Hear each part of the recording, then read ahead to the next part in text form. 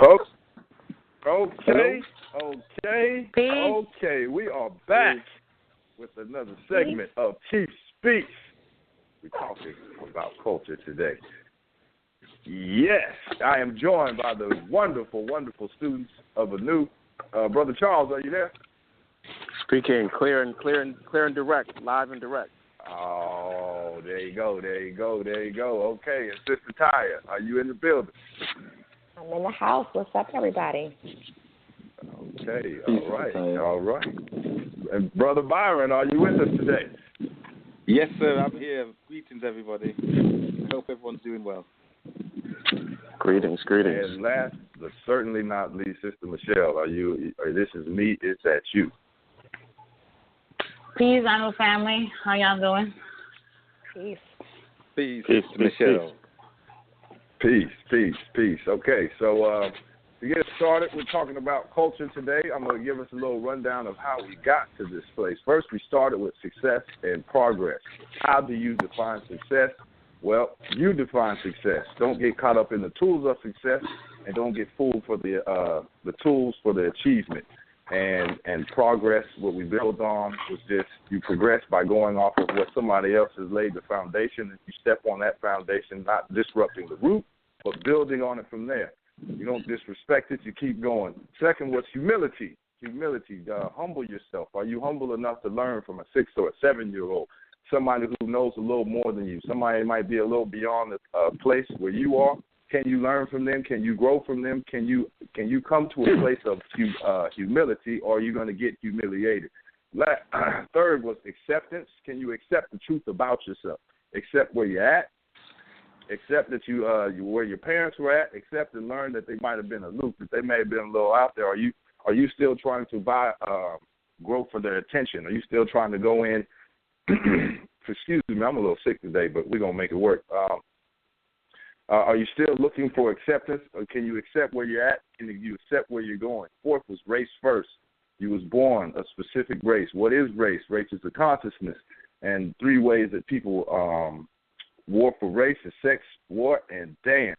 All right? You can either approach it like a boss, or you can fall back and just play a victim and wonder why everything is happening to you. Fifth is living an ANU life. And just explain, broke down the kind of how ANU was built, 5 points Africa, that it was the systems that it was built from, and being able to party with any community. So you start to see it. You can break down and be an analytical and critical thinker of seeing all these different systems. You don't really oppress everybody with your information, but you're able to vibe and groove with everybody moving forward. 6 was old gods versus new gods.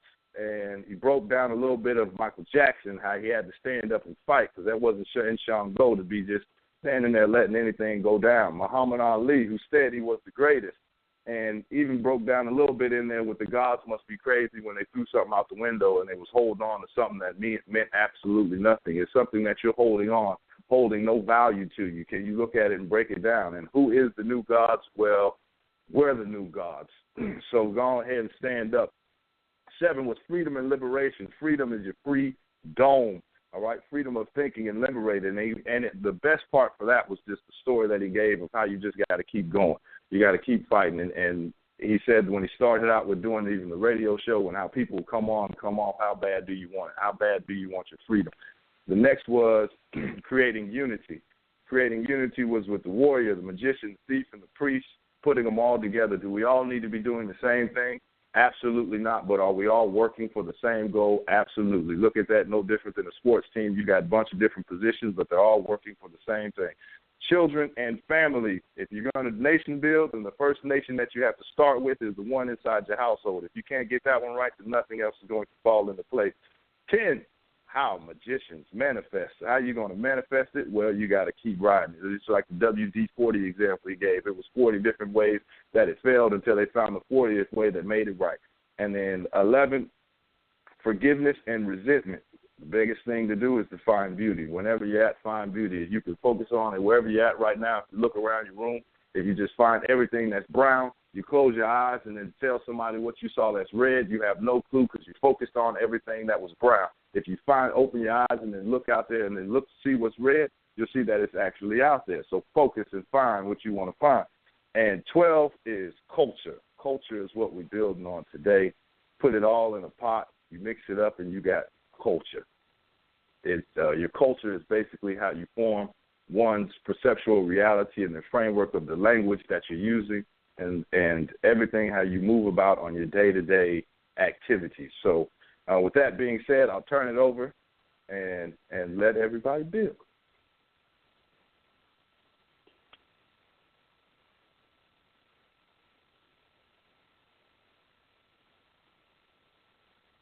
Well, this was a really good month. Can y'all hear me? I can hear you. Yep. Sorry. Oh, everybody went so silent. I was like, are we muted? Yeah, I was on mute. Okay. No, I was just going to say that this was a really great month of shows as usual. For me, what really stuck out was just that there was the expression or the explanation of inner versus outer, the Ode versus the Inu, and how to definitely look at what you are blocking sometimes by all of these different codings that we put on and these different visors that we look through with these false senses of reality. So that is really what stuck out for me this month, is that I have to take a step back and just look at what I might be preventing from coming through that is necessary for me to transform into a different space. Cool. So, first, Zach, thank you for that breakdown, brother. That was super thorough, man. That was on point. No, I mean, that was fantastic, man. I felt like we could have just ended the show with that. That would have been perfect right there. That was great. So in terms of the culture part, I think what stood out to me is just the way that culture tells you what to think and what to value, and how much that can just permeate even other kinds of cultural structures that you have. So, for example, I mean, we're doing the show today on December 25th, which is, recognized as Christmas. And it's interesting because you see so many people who have like a different culture, and yet at the same time, a lot of us buy into a lot of the cultural aspects and dynamics around the holiday season. So, if you go into a mall, there's people of all kinds of different races and cultures and ethnicities all in the mall buying gifts, or all participating, regardless of, how they would normally classify or align themselves with. You see that there's a cultural pull or a cultural imperative that's saying, on December 24th, you have to be packed into a mall buying stuff. Or if it's November, the day after Thanksgiving, that you have to do that too. And so it's just interesting to just kind of step back and see how culture tells you what's important and tells you what to value, and then also how to behave and how to think. And I think it was really timely to have this section of shows during this time of month, because this is where you see a not so subtle push to get everybody to do the same things, to say the same things, to greet each other the same way, to participate in the same type of activities. And it really makes you more aware, if you question, the culture that you're a part of, or you question the different cultural imperatives, what does that mean for you to not be a part of that? Or what does that mean for you to participate differently, or to do something differently altogether, or to not do anything at all? And then also, how do people react and respond to that? And the ways that people very naturally kind of reinforce a certain culture, even if they're not plainly stating that they are trying to do that. So, you have people who will say Merry Christmas to you. And if you don't respond with Merry Christmas, they might think that something's wrong with you. They might say, why didn't you say Merry Christmas when I said Merry Christmas? And it's interesting just to see how the ways in which people respond to that. So, I think that was sort of the beginning of what really stood out for me a lot with this month's shows. And I thought, as usual, it was right on time for what's going on, collectively in the world at this time. Right on. And this, I seen somebody the other day, and all this Merry Christmas, Merry Christmas. I just look back at it. You throw them off. The season's greetings. Oh wait, what do you mean? What are you doing? Like, you're not with me, or what? What are you? You a Muslim? You? Man, I'm me. I'm me. But I mean, that's the beautiful thing about it, is just when you start learning and growing, then you can really stand on your convictions, and you can stand on it to know that, I don't have to go with the dominant society. I don't have to go just with what everybody else is, because like you said, if you don't pick a culture, one will be handed to you, and the one that handed to you may not do you any good. And just like you said, you pack yourself into a mall, what to consume what, and then you get all of this stuff, and then you would do absolutely nothing with it 2 weeks later. Well, right. I mean, so then now you just start hoarding. Now you just start, okay, I've got all this stuff, and look at me now. How can I get more so I can put pictures on Instagram or so I can get so many likes? Like, come on, man, it's time. What are we building towards? What are we doing here? So man, absolutely, appreciate that. Absolutely, yeah. It's funny. Like, just as a quick aside, my daughter knows that there's not such thing as Christmas, right? I mean, it's not such thing as Santa Claus.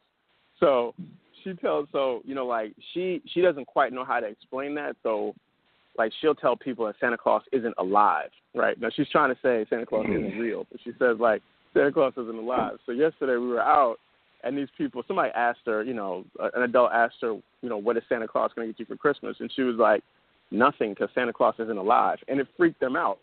They didn't understand, like, what do you mean Santa Claus is not alive? And then she's like, like freaking out these other kids around her, and some of them in school and some of them like in our family, because she knows that she already knows that Santa Claus is not a real thing. And then it's interesting to see how many people still like tell people that, Santa Claus is a real thing, and how, like off-putting people get when a child tells them that Santa Claus is not real, even though they as adults know that Santa Claus is in fact not real. So it's mind-boggling just to see like the ways that people believe and buy into things and will reinforce things that they know in fact are not true just because it was something that they did when they were little.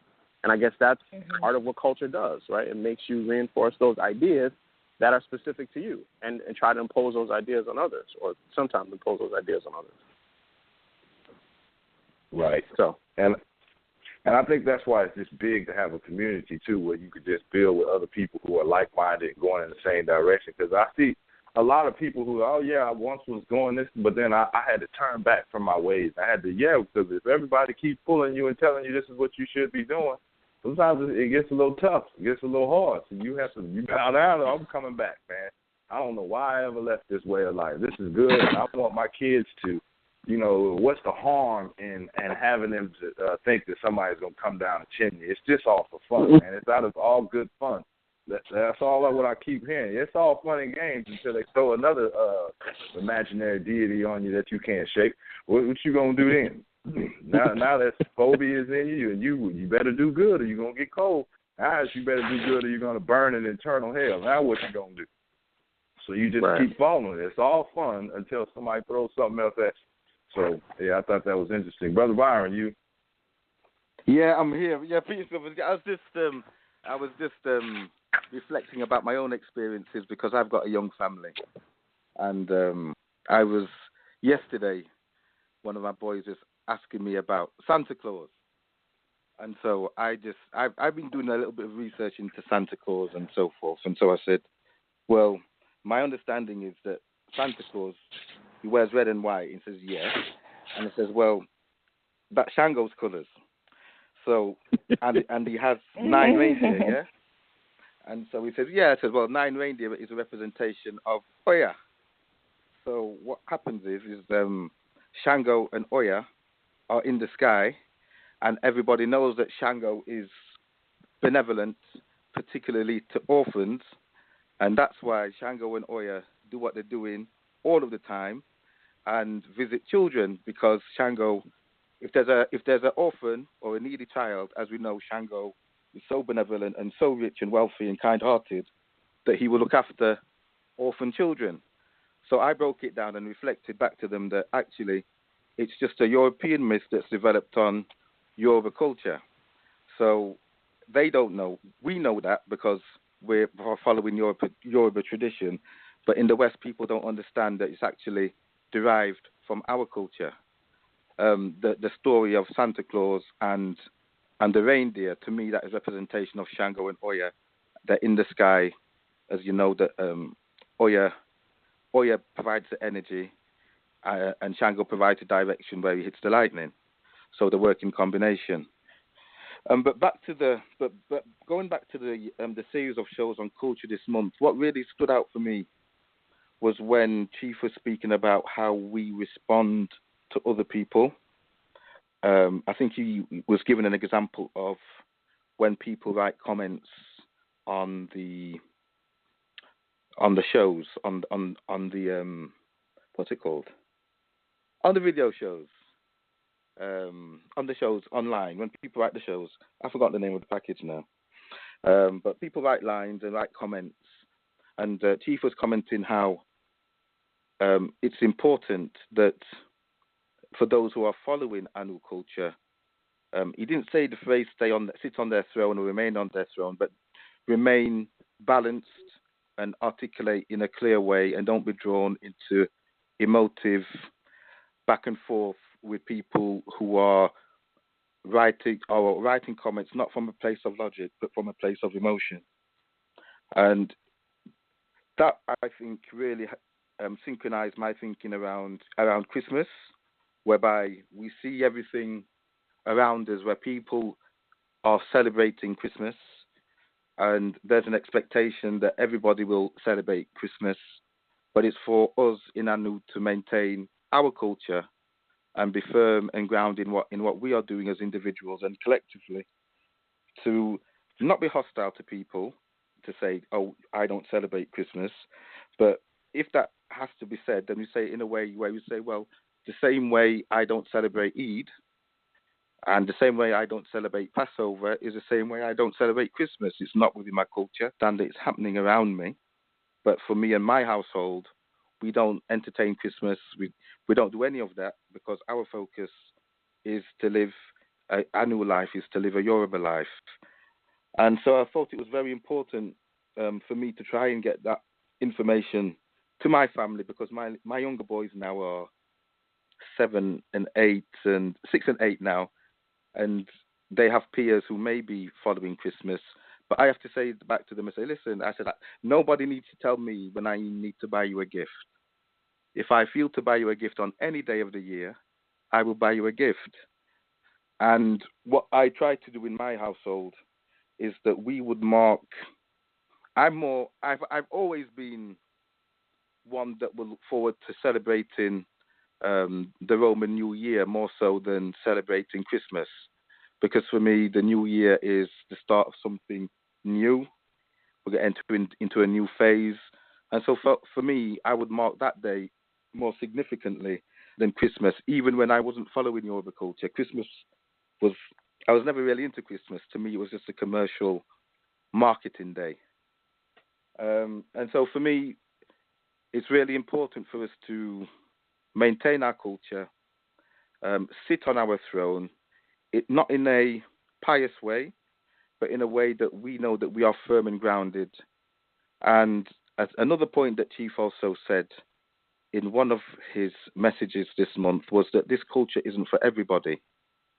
So some people may want to be around Anu and Anu ministries and Anu culture to get information, to do something else outside of it.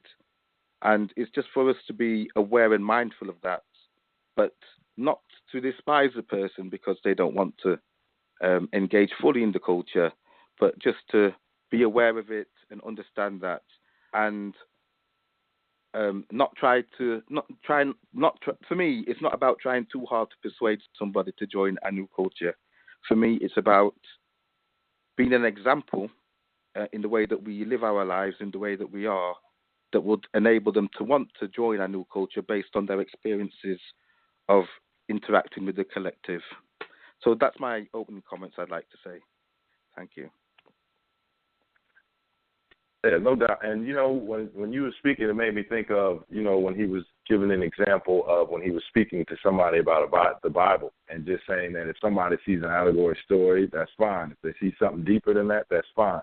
I mean, if they don't see anything, that's fine. Which, I mean, at the end of the day and at the beginning of the day, just because somebody is telling you their point of view, that doesn't mean they're wrong. It just means that they have a different perspective than you do, which doesn't mean that they're wrong and doesn't mean that they're right. That's just where they're at. And you don't mean that one has to be oppressive with their information. When somebody comes, let me tell you what Jesus has done for me, or let me tell you what so-and-so is done. That's fine. Okay, you don't got to sit there and break down. You know that ain't his name. You know you got to do this. You know you got to. That's fine. Okay, cool, man. I'm glad everything is working out for you. So that most definitely. And then you be a living example, and your life is a living example. So if somebody, you have a culture that you are, but you steady disrespecting people and you disrespecting yourself, and you don't see the light in nobody else because you don't see it in yourself, well, nobody's going to see it in you, so they're not even going to inquire about what you got going on, what it is that you're doing. Nobody's going to want to try to live a culture that you're living. So most definitely, you just got to start having those, even the 14 keys. When you start to really just keep building on that and make it come active and alive inside of one, then you start to move different. You start to walk different. You start to talk different, and then people start to inquire and asking, okay, well, what you got going on? Just like Chief broke down another show, even when you break down the word asking, you don't move off your seat. Then you start to say, okay, well, then you just ask them, well, what is it about the things that you're doing that you find beneficial? So, most definitely. Could I just make a comment on the 14 keys? Because I've noticed that I have to have my dictionary and thesaurus open because there's some words in there. No, I'm being serious. Because there's some words in there that I don't understand. And so if I'm reading something and I don't understand the words that are written, I'm not going to get the full essence of the chapter or the paragraph if I don't break down the words so I can really integrate the information. So for me, I'm having to read that with the dictionary and thesaurus open on another device so that I can really fully understand what's written. I'm not saying that to be slick. I'm just saying that's what I do because some of the words are new to me, or some of the words I think I may have an understanding, but let me see what the real understanding is so I can try and really integrate the chapter or the paragraph that I'm reading. I don't know if anybody else has that, goes through that process, but to me, I found that really helpful when I'm reading the 14 keys. You're not alone, brother. I just ask Siri when I'm going along. What does that mean? Oh, okay. I just write it down and keep going. You're not alone, brother. Okay. You're not alone. Okay. All right. We're going to give everybody the call-in number is 515-605-9862. Again, we're talking and building on culture. What is the culture? What did you get from this month's topic? Again, the number is 515-605-9862. Call in. Let's chop it up. Sister Michelle, are you with us? I am always with you. Okay, all right. I have not, I don't think after out of the breakdown, the excellent breakdown that you just gave us, I see where we're going. And I almost feel like, oh man, I need to, now that I have this year worth of understanding, I feel like I want to go back to success and then review everything because I know that everything will have a better perspective now that we're adding the final piece of culture in it. Because, for example, just January, success. So what does success mean? It varies in each culture. Success in the eyes of the Western culture is, being indoctrinated, getting a good job, being a good bill payer. That's success. Accumulating all the stuff. But that's not success in African culture or in Yoruba culture. They actually look at you and say, wow, she's lost. Or wow, he has no sense of who he is. So it's like we really have to take culture and really be serious about it. It's a life and death topic. So that's what I plan on doing for the following couple of weeks, just going over that and reviewing that because I think that's very important for us to apply each of the one's concepts into our own culture. And I got a lot of things from Chief's Month of Culture, and I'm going to be honest with you.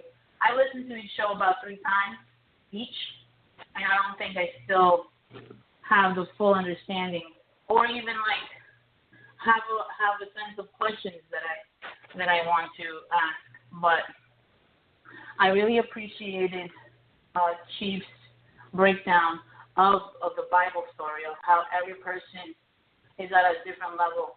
And that piece really gave me peace, internal peace, because, sometimes it's so hard to really move into a new culture while you were from a different culture, and then at the same time not feel bad about the social component. We as humans, we are social creatures. So I almost feel like, for example, this Christmas or this festivity is my first one that we don't celebrate at all. I don't even think I put up any decorations. I barely just got a rosemary tree in the shape of a Christmas tree, just because I like rosemary. But that's it. So yesterday comes, and in Latin culture, the real big day is the 24th. So I was hearing, I was hearing phone calls to my husband, inviting him places and asking why, and just this, I got this sense of like pity from our family. Like, what do you mean you don't want to come and participate? And unfortunately for me, my family doesn't really talk to me, so I didn't get any of that. And the one, my sister, she just accepted it. She's like, okay, that's great. What do you do? She asked me that, which I appreciated.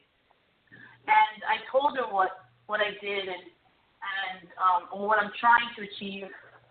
And she was completely understanding. I really appreciated that. And I saw in that the two sides of growth, of people and how they look at culture. But I just feel like I'm so lucky because I do have a husband that was on the front line telling everyone, no, we don't do this. No, we don't celebrate this. Because I know as a woman, I feel everything. So I'm going to be feeling bad. Even today we're going to go visit family. And the first thing out of my mouth was like, oh man, we're going to go empty-handed. From the same remnants of the old culture. Because I do feel bad. So having him, the face of our family, of our Eli, saying, no, the buck stops here. We're not doing this. Really helps. And that's also a part of culture. As a woman, I'm going to be more lenient. I'm going to bend more. I'm going to flow more towards people and say, okay, you want to bring, okay. But having that trinity of man, woman, and child, and that force together with the culture that we're learning is really making a difference.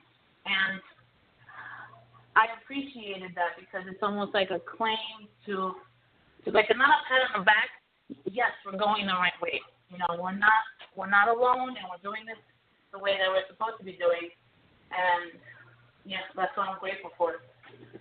And that's it so far. Hey, and when I just heard you speaking, you was just talking about, how you just see some people who are moving out of tune or not moving in the same direction. And for me, it's almost like, at one point I was trying to send these videos. I'm like, look at this, man. Check this video out. Check this video out. They're like, I get to it. Somebody will come back, I don't really agree with it. And then almost 5-6 months later, they have an issue. And I'm like, it was in that video that I sent you. You know that, right? Oh, man, I just didn't have time to get to it. But for me now, it's almost like it's all there. So you don't really have to go trying to tell somebody, look, man, this is the way. If you need to, this is like a rope or it's like a chain. Get out. If you want to get out, here it is. But if you want to keep chasing your own tail, then you're more than welcome to do that. And again, and you just don't have to keep going trying to convince anybody of, oh, yeah. Because I was the first one trying to send it, like, look at this, man, look at this. And all of a sudden I get a phone call talking about, man, I'm in this bad situation. I don't know what to do. We talked about this already. And if you want, that's an old saying, you can lead a horse to water, but you can't make him drink. You can tell people till you blue in the face, but if somebody's not ready to make a change, if somebody just wants to live in their old culture, and that's or even if you try to combine cultures, I still want to do a little bit of this, but I'm still going to do a little bit of that. You try to combine them, one of them still going to fight for dominance, like in Solutions for a Dysfunctional Family. Then you start to see all of this just goes hand in hand. So until one can finally come to their own sort of truth to see that this is straight garbage of what you've been getting, what you've been receiving, and what you've been eating and digesting since birth, well, then you're going to keep fighting an uphill battle. So absolutely.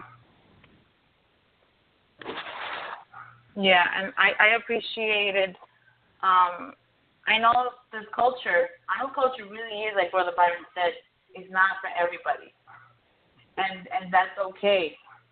But I think the most trouble that we have as students coming into this culture is other people's reactions and that sense of disunity from the old community, right? So it's lonely, but once I come into this space, our new space, and build with everybody and just talk to everybody that's in the same frame of mind or higher state of mind, then you kind of just realize that, this is not for everybody. Not everybody will want to do this, and that's okay. And that really gave me peace because, of course, this is not for everybody. And people are at different levels, and we're not all supposed to be doing the same thing. And that to me was very healing, especially when it comes to moving into a new culture the next year and how we're supposed to be approaching things. And moving forward, we should be at peace with the people who are trying to war against us instead of, just always bucking back and saying, no, Santa Claus is this and Jesus wasn't even born and the winter solstice and the Yule. No, none of that, It's just not. Right. Okay, well, you can look it up on YouTube. If you don't like it, that's fine. Peace be with you. And that's it. Right. So, again, we'll give everybody the call-in number. The call-in number is 515-605-9862. Topic is culture, or if you want to build on any other topic that we went over this whole entire Gregorian calendar year, you certainly can do that as well. I believe we have a couple callers on the line, so let's go ahead and start to bring them in. We have 615, you are on Chief Speaks. Respect, Carter Brethren, and the system running line. What's going on there? What's going on, brother? Can y'all hear me? I can hear you loud and clear. Hold on. I don't want to be the first one. Can't nobody hear. All right. Is that better? You're the first one making us wait. Yeah. All right, y'all ready? Okay. When you start getting into that 14 keys, you will be a Scrabble champion, man. Like, I don't even refer nobody to the dictionary. I say go to 14 keys is in there. Trust me. Right. But this past week was big, man. You covered a lot of topics, and like what really stood out for me was the first show this month about the force and how to channel your energy, and that to me that tied into culture because if you focus more your intention on channeling your own energy, then you don't have time to be concerned to get caught in petty arguments that don't really bring value or validity to what you're saying anyway. So, like the sister was saying, as opposed to, getting mad and trying to convince someone what something is, just show them and just let them come to you. I think Brother Byron has said that on one of the community shows, like just, this is what I'm doing. If you want to know more, cool. If not, then that's cool too. But just, drawing the line in the sand and staying on your ding and just being the example for what your culture actually does. Like ever since you've been studying this, you've been changing certain stuff you don't say or do no more. And how is that working out? Because, you just don't seem to get mad about nothing. And just be the example. That, to me, that's the foundation of culture, what you rely on. belief is what you believe, but culture is what you do every day. This ain't nothing I do on December 25th. This ain't nothing I do on November. This ain't nothing I do when somebody dies. I do this every day, and this is how I really think, and this is what I really do with the people around me. So that's what I took away from this particular month. Brother DJ, you back there choking out old yellow or what, man? Man, they just every time I get on the phone with y'all, they got something to say. But yeah, they want to talk to you. Yeah, no doubt. Yeah, but man, that's really you just hit the nail on the head. Is this you gotta? This is something that you do on a day in and day out. This is not like a shirt where you can pick it up, put it on, and I'm gonna take it off tomorrow, and I'm gonna go back to do something else. Once it starts to become alive and active inside it, then you really start moving and grooving. And people start wondering and inquiring what it is that you're doing, that, you really have found some type of peace when everything else is falling around you and everybody is buying in to a culture that says, oh, the system is failing, or the system is doing this and the system is doing that. And then you're shaking, and you're not anchored and centered on anything, because you're anchored and centered on basically the politics that one just keeps trying to play.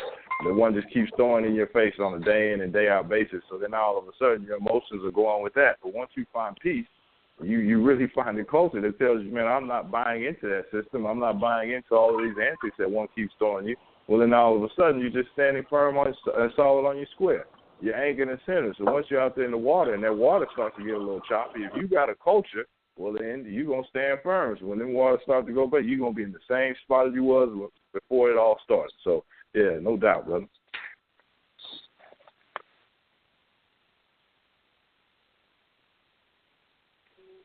Okay, so I think we got another call on the line. We got 443. 443, you are on Chief Speaks. Oh, peace, y'all. How y'all doing? We all right. How are you? Hey, Sister Taya, Sister Michelle, y'all. This is Tasha. Sister Tasha.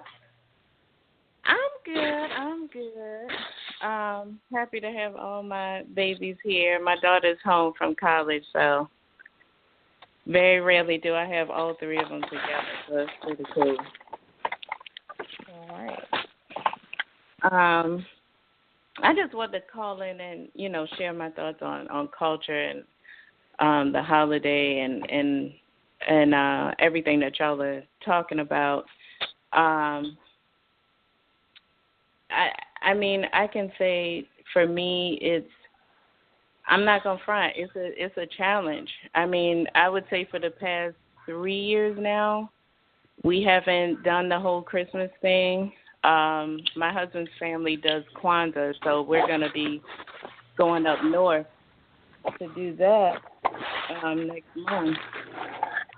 But yeah, I mean, it's still kind of difficult, only because unfortunately we didn't raise our children that way. So they grew up with Christmas and getting stuff, and my husband and I, at night pinching pennies trying to figure out how we're going to pull this off.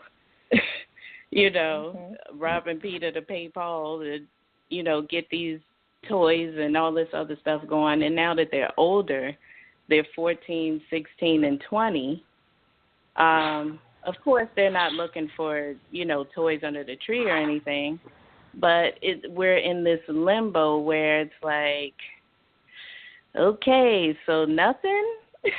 Really? We're not going to get nothing? Like, nah, you're not going to get nothing. It's just another day, and just little things. Like I think Brother Charles said, you're out somewhere and someone's like, oh, Merry Christmas. And you're like, okay.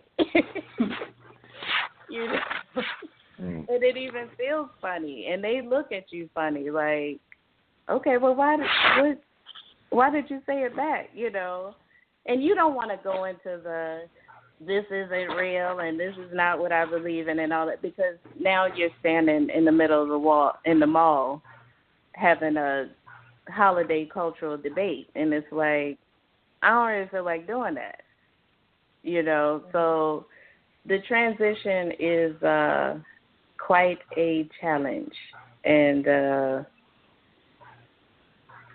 yeah, it's a challenge. It's kind of weird, and but I'm sticking with it. My husband's sticking with it, and we're gonna make this transition. It's almost like a detox, you know. Mm-hmm. Yeah, the first couple days of a detox, you're like, oh God, is this really life? Am I doing this right? You know, you feel like crap, you know, but it's all a part of the healing crisis to get the bad stuff out, you know, so the new stuff can come in, or what you already have in you can rejuvenate, you know, without all of the mayhem.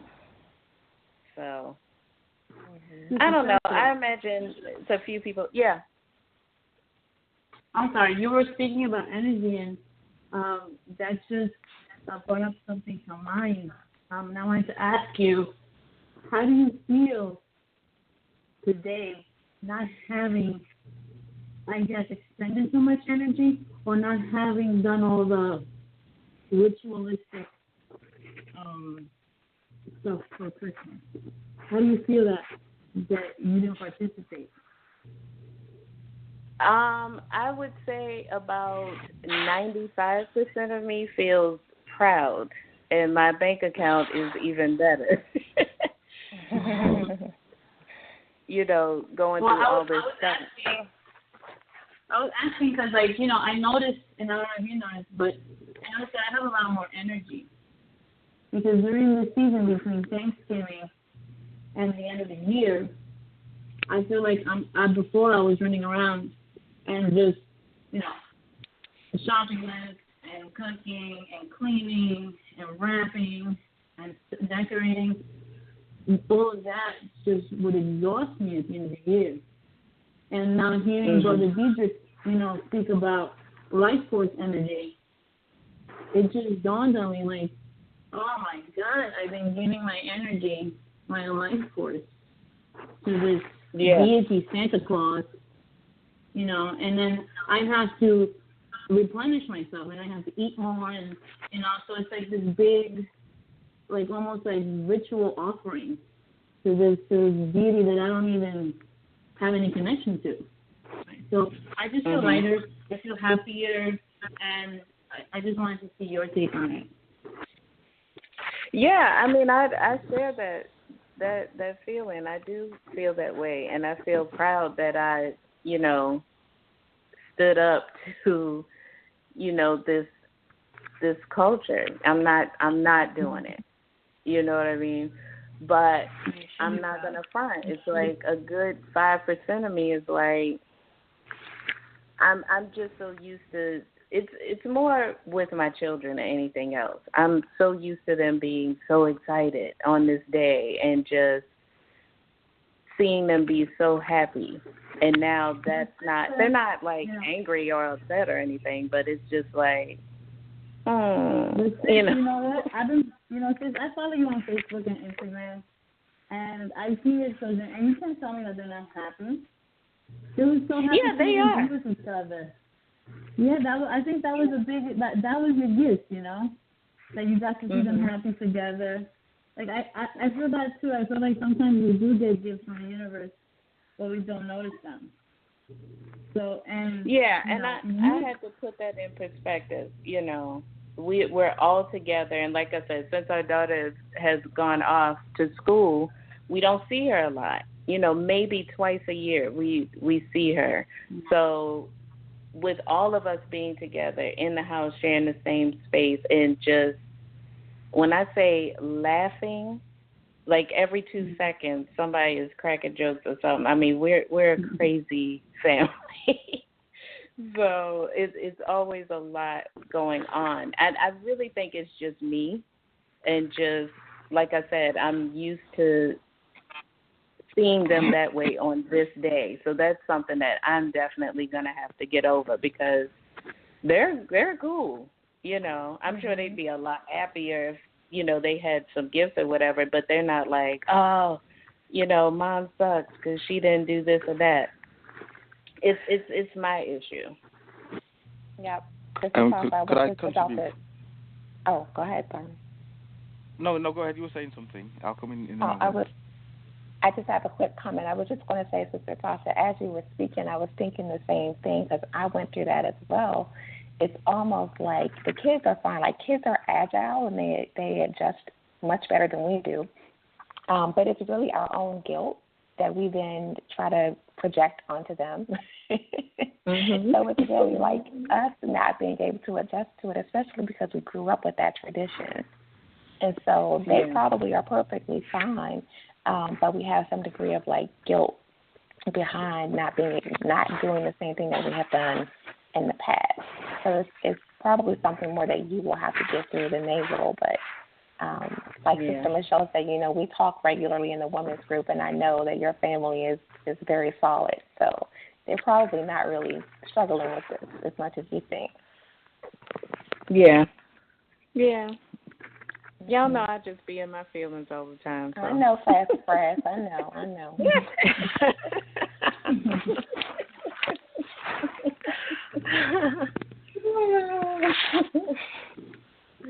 Yeah, but it's all good. It's all good. It is refreshing to be a part of something that is a lot more realistic and solid and grounded than this Western society, and just going out and spending money you ain't got, because I ain't got it. Mm-hmm. Okay. Yep. We were in the mall the other day just because we're about to travel up north, so we needed some warmer clothes because I don't even have a coat. So we were shopping for that, and it was like madhouse at the mall, and it's like, okay, this is supposed to be season's greetings and Christmas and happiness, but those people were like throwing F-bombs everywhere, cursing people out, pushing, shoving, road rage, all types of stuff. And I'm like, this wasn't very Christmassy, jolly-like. You cursing people out on the street, that's crazy. Yeah, it can be interesting, like just what happens, with the holidays. And that's a part of the culture too, the competition for things, doesn't bring out the best in us. It doesn't bring out the best in how we show up and how we deal with each other and how we, in parentheses, celebrate. That's very true. I know I've seen that as well. I know that we have another caller on 718. Caller at 718. Welcome to Chief Speaks. Alafia family. How y'all doing? Peace, brother. Alafia, my man. How you doing? It's Brother Akil. I know I've been a bit absent for a while. I've been listening in. I haven't had time to call in, working on a lot of different things.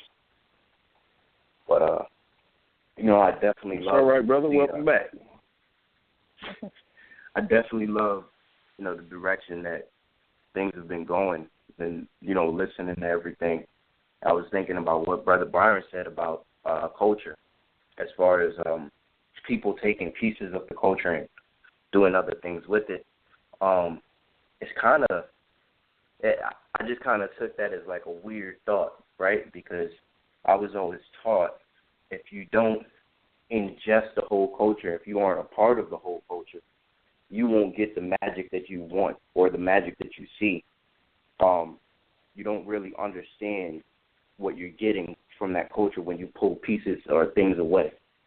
I thought that was really interesting.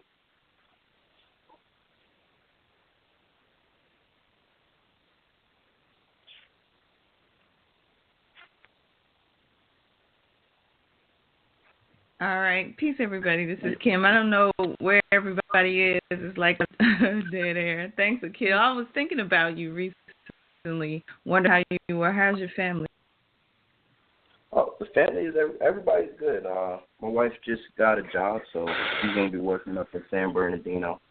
Mm-hmm. And my son's turning 2, and I got a little girl on the way. So congratulations! Yeah. So we haven't heard from you, man.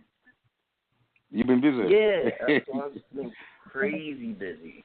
When I say crazy busy, just crazy busy. It's just opportunities have been popping up left and right, and just been getting a lot of things done. So me and about 3 of my friends have just started. We're working on putting together all the content that we want for our business, and that's been taking up a lot of time. And it's meeting after meeting, so there's just been a lot of stuff going on. But I've been listening, right? So I've even I've left a couple comments on the YouTube as well, and I love the community show. I just don't get the time to call in. Yeah. It is in the middle of the day. Yeah, we do realize a lot of people can't come. I haven't what show resonated with you, or because I don't think I remember one of your comments. Do you have like a different handle or something on your YouTube, on your Gmail thing? Ambition. Oh, okay, Yeah. okay. Yeah. All right, So I know who you I are. left a couple comments saying like how awesome I thought the show was, and I was listening to the last show with my wife while we were working along, and I put it on in the car, kind of just snuck it in on her. I was like, "What you thought about that?" But she was definitely in agreement with everything too. So it was just like for me, just knowing that I'm about to have the daughter, I'm gonna have to deal with that energy. I've been focusing a lot more on the feminine perspective of things, right? Because I'll be honest and say I'm a savage. Like I don't like feelings. I was like, what are those? I'm inept when it comes to my feelings and other people's feelings. And you really have to sit me down and say, no, this is serious. But just listening from that perspective and taking out my my logical sense of things and just saying, okay, I don't want to hear it because that doesn't make sense. But just listening to say, okay. That feeling has its own logic. I just can't understand it. Yeah. And having a daughter will change you, my brother. Oh yeah. One more time, sorry. I'm saying having a daughter will change you, because you have a son now, but having a daughter, it will change you as a man. As a man, it will change you. It will. That's, sure. That's what I keep hearing. I'm hoping not too much, right? I'm hoping I can give a little bit of my savagery to my daughter, but at the same time, you don't want too much of that. You will be a wiser man. You'll be a wiser man. It will help you grow, man. Yeah, for sure. For sure. What I wanted to say earlier on the previous discussion, when the sister was sharing her experience of not celebrating Christmas, well, for me, it led me to over the last few days. I've been thinking on the word grateful, and what really brought it home to me. Yesterday, I went to the store, and I left my family at home, and I went to the store, and I walked into the store, and there was a boy that looked like my son from behind. And in fact, if I didn't know that I just left my son in the house, I thought it might be him. And so the only difference was that this boy was in a wheelchair. And so I immediately started thanking the heavens and Holy Damari that my family has got health. And there's no long-term conditions that my children have that make them disabled or make them need to use a wheelchair. And so in this season, I think it's really important that they commented that one or two of her children were back from college, and it's not very often that they're in the house. So for me, that should be the joy that we get in this season, that we are with our family, that we are with our loved ones, that we have got our health and our strength, and that we're able to be together at this time. Any time in the family is precious, but really to utilize this time and this season where we may not have to go to work or have so much demands placed on us or on the household, that we can be together and build together as a family. So yesterday was Christmas Eve, and me and my boys, we prepared some things to do a ritual this morning. So this dawning we woke, and that's what we did this dawning. And so for me, it's about utilizing or imposing a new culture of the European culture that wants to dominate how we walk, how we think, what to do, and when we do it. It's about developing our own routine and our own rituals in our own homestead to ensure that we're doing what we need to do within this culture. And also to be grateful that our families are here with us, because many, many, many people have transitioned this year. And for those who haven't had that experience this year, we should be grateful. And for those when our families are healthy and with us, we should be grateful. So for me, forget the Christmas thing and enjoy being with your family, and knowing that your family have returned from school or college or where have you, and just enjoy the time together. Because, as they say, tomorrow is promised to nobody. So let's just enjoy the day and make the most of any day, this and every day. That's what I believe. And let me ask you this, Brother Byron. Did you start off with Christmas and then transition over into it, or was it never there with your children? With the children, with my younger children, we've never done the Christmas thing. Okay. With my older ones, even though we did Christmas, my first wife was into Christmas. I was never into the Christmas, as I said before. To me, it was more about New Year and just being with family. And I will tell my friends and my family, the only thing I love about this time of year is that if I want to see old-time friends, if I want to see my family up and down the country, I'm more able to, because more times they're not working. So, or the family's back from school or college, what have you. So I know that if I go and see family in different cities, most people are going to be around. I'll be able to look in the face and greet them, and spend time with them. Mm-hmm. So for me, that's what I take from this period. Forget all that commercial stuff. People trying to, with the society trying to draw your money out of your bank or put you into debt. Forget all of that. I would say to people, you mind how you overspend at Christmas, because when that electric bill comes in January and that gas bill and that tax bill comes in January, you need to find the money to deal with it. So don't go crazy overdoing things in this season, because willfully life will continue in the weeks after. So, Christmas has never... Yeah, sorry. No, go ahead, brother. My apologies. No, continue. I'll finish, brother. Two things that came to mind when you were speaking, two things I want to ask is, one, even when we're thinking about culture, how hard was it to change the culture for your children, and from the older children that you said that was into Christmas and then went, and then you changed your culture and said this is what we're doing. And two, even if we look at culture, is about our relationships that we have, even with our complementaries. And you just said one with your ex. How hard is it to fuse one who's bringing in a different culture and you practicing another culture and trying to build and going in a direction like that? Will that work? Can it work? With my older children? Yeah, it's not been a problem, because I suppose for me, I was never into Christmas, even when I wasn't following this culture, so they knew Dad's not really into all of this anyway. And secondly, it's not celebrating Christmas is just an extension of what I'm doing anyway. So it doesn't come as a surprise to my older children that we don't do Christmas here, because I think they would be questioning me and thinking, well, Dad, what are you doing? Because you don't deal with the system to that degree anyway, so why would you then not deal with the system but deal with Christmas? They probably challenge me for not being congruent or consistent in what I'm doing. So for my older children, they're 21 now. It's not been a problem. No dramas, no heartaches, no difficulties at all. Mm-hmm.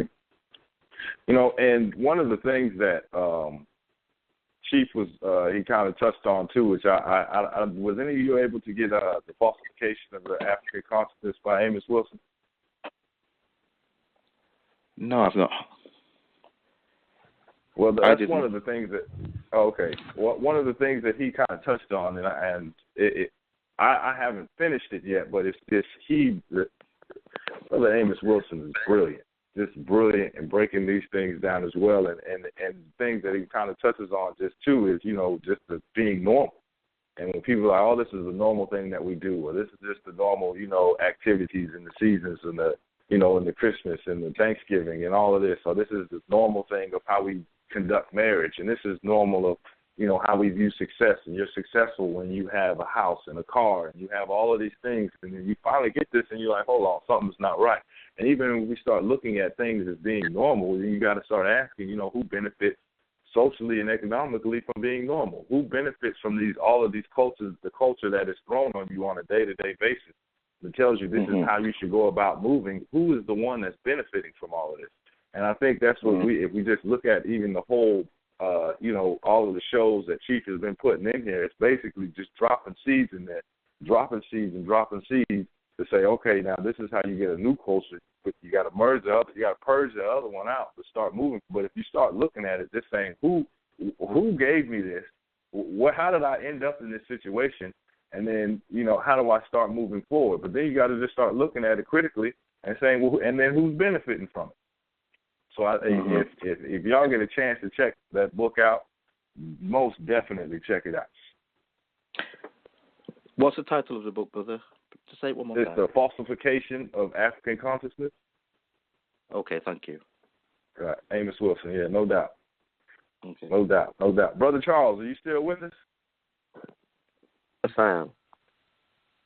Okay. Hello? Yeah, we can hear you, brother. Okay, sorry. Yeah, no, I was muted there for a second. So let me just say this, Zach. I agree with you 100%.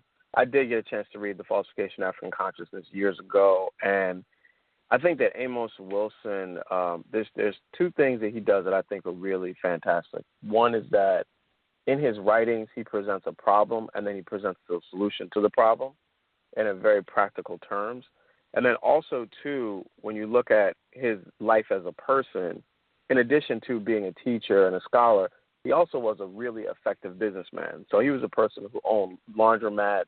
He created business opportunities not only for himself, but for others. And I think that was one of the things that allowed him to talk about the idea of creating a culture that works on many different levels. So, when you take a step back and you look at the 14 Keys, the 14 Keys talks about also things like cooperative economics. It also talks about how you're creative. It also talks about the how your faith is integrated into your culture. So, it's so much of this thing is not only just about what you're not going to do, but also about what you're going to do in that place. So, I know in the field of youth development, they always say with young people, it's not enough to just tell kids what they can't do or what they shouldn't do, something else in its place. Otherwise, a new or different behavior doesn't get established. And so, when we're talking about the establishment of our new culture, what that also means is then creating the vehicles for us to practice that culture. And so the 14 Keys is a good foundation for that, because it's letting you know not only these concepts like a Kuji Chagali or self-determination, but what does that mean in the context of this? So, to say that you are a person in Anu culture, that is a self-defining term, because you're defining that on your own. Now, what does that mean in terms of how you handle your relationships? What does that mean in terms of the respect that we share for, man to woman? How does that compare or contrast with some of the comments that are in the YouTube pages on the community show? How do we see differences between how an Anu man or an Anu woman approaches a debate about, male-female relationships versus somebody that doesn't? But then also thinking about, how do we create ways for us to have a good time? Ways for, I remember one of the things that Chief talked about months ago was, spirituality has to be fun too, especially for children. It has to be enjoyable. It can't be, 30 years of lectures. That's not going to work for people, and that's not going to really be attractive, and it's not really going to help it to really get ingrained into our children.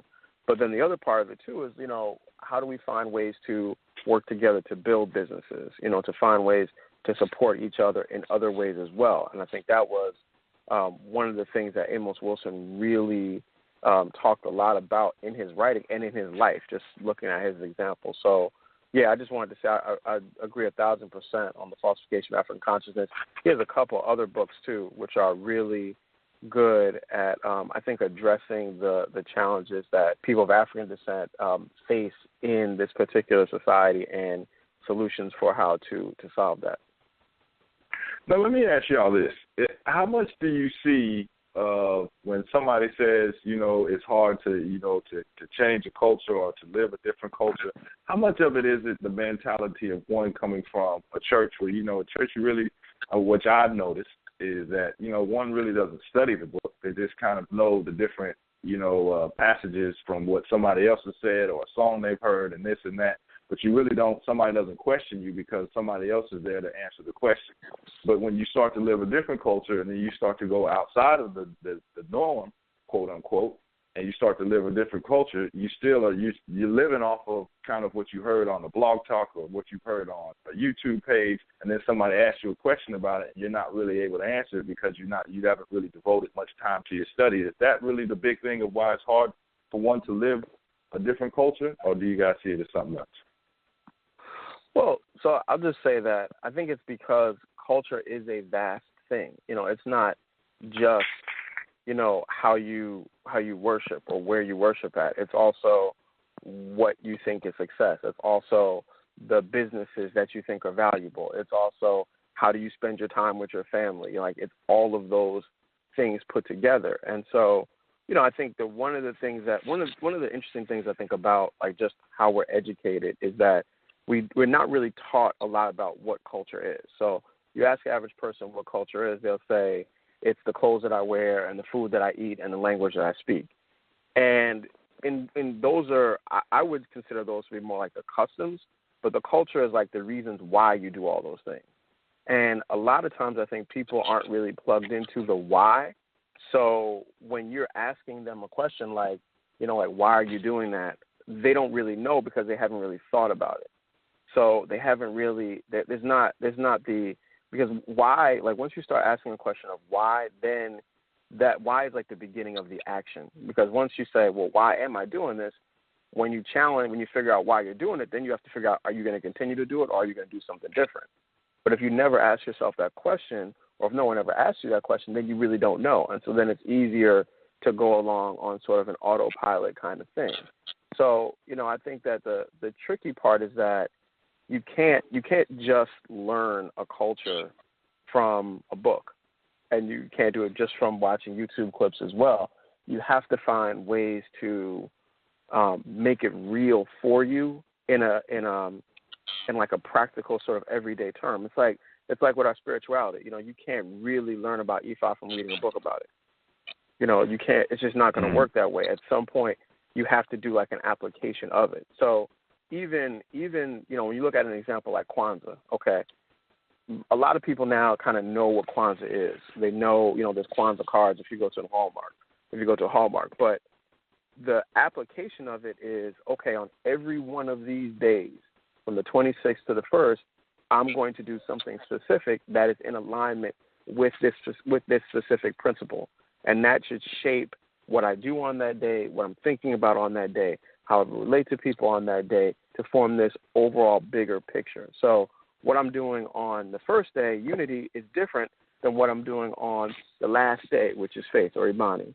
And the collective picture of that, within that, it shows me how I should be acting or behaving for the rest of the year. Because if you're looking at Kwanzaa as an idea, it's telling you, how you should treat each other, what you should work on together, who you should support, what you should be creative with.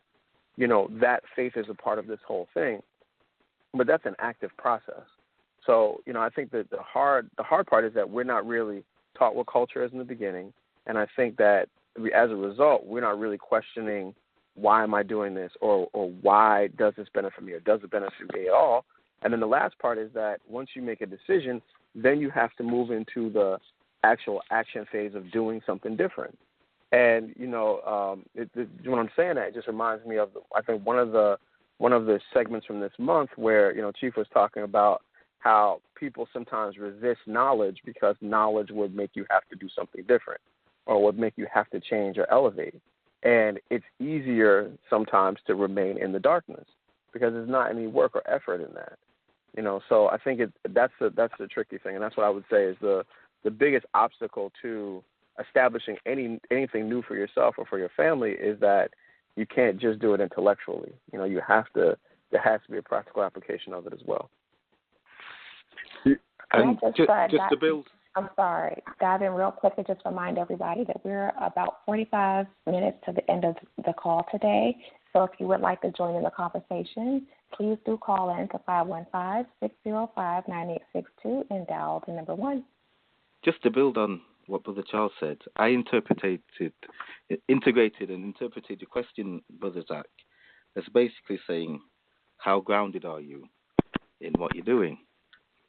So I would not be able to articulate to a person if we're discussing a new Yoruba culture at the same depth or level as chief or other senior priests would be able to do so. I would not be able to do that. But what I could do very clearly is speak about my own experience of living this culture and speak about the difference it's made on the lives of myself and my family since following this culture. So even though I may not have the intelligence, or not, I wouldn't say the intelligence, the knowledge base that Chief or others have, I do have my own experience.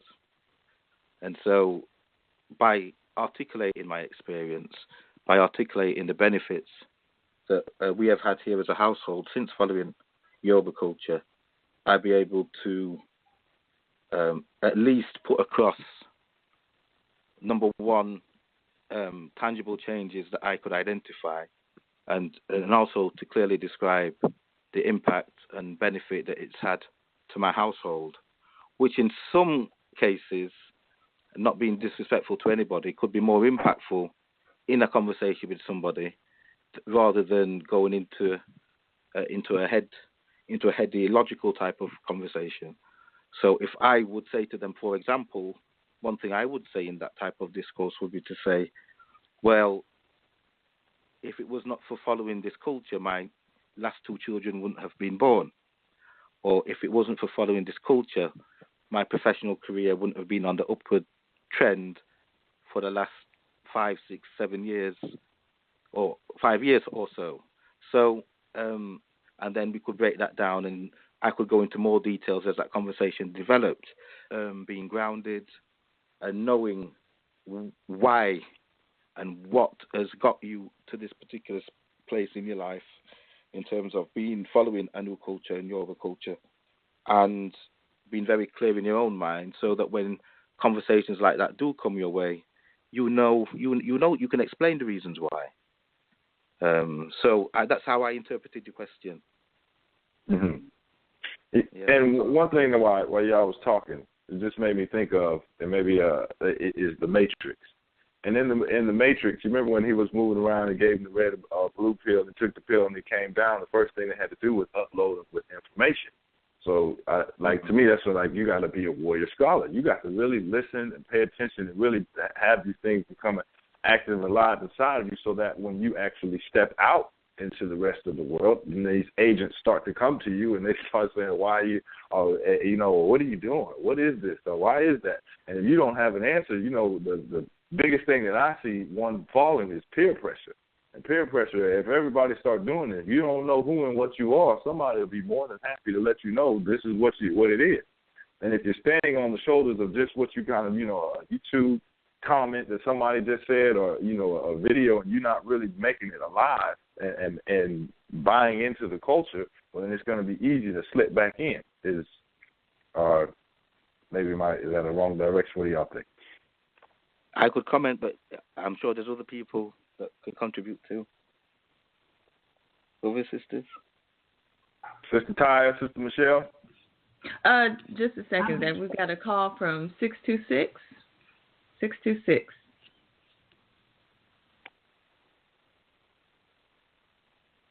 Hello. Greetings. Hello. Greetings. This is Deetra. How are you? Wonderful. How are you? Oh, yes, I'm great. I'm glad I got an opportunity to call in and hear. Hi, Brian. Haven't seen you or heard you in a long time. And Kim, I am still within the women group, so don't think I'm not with you. It's just a work time schedule kind of thing. Okay. Peace. Yeah. Also, I need to get reconnected. I tried to get in this Monday with you because I did free time and wasn't able to. So maybe I'll email you again so you can send me the look up. Okay, no problem. So, yeah, thank you.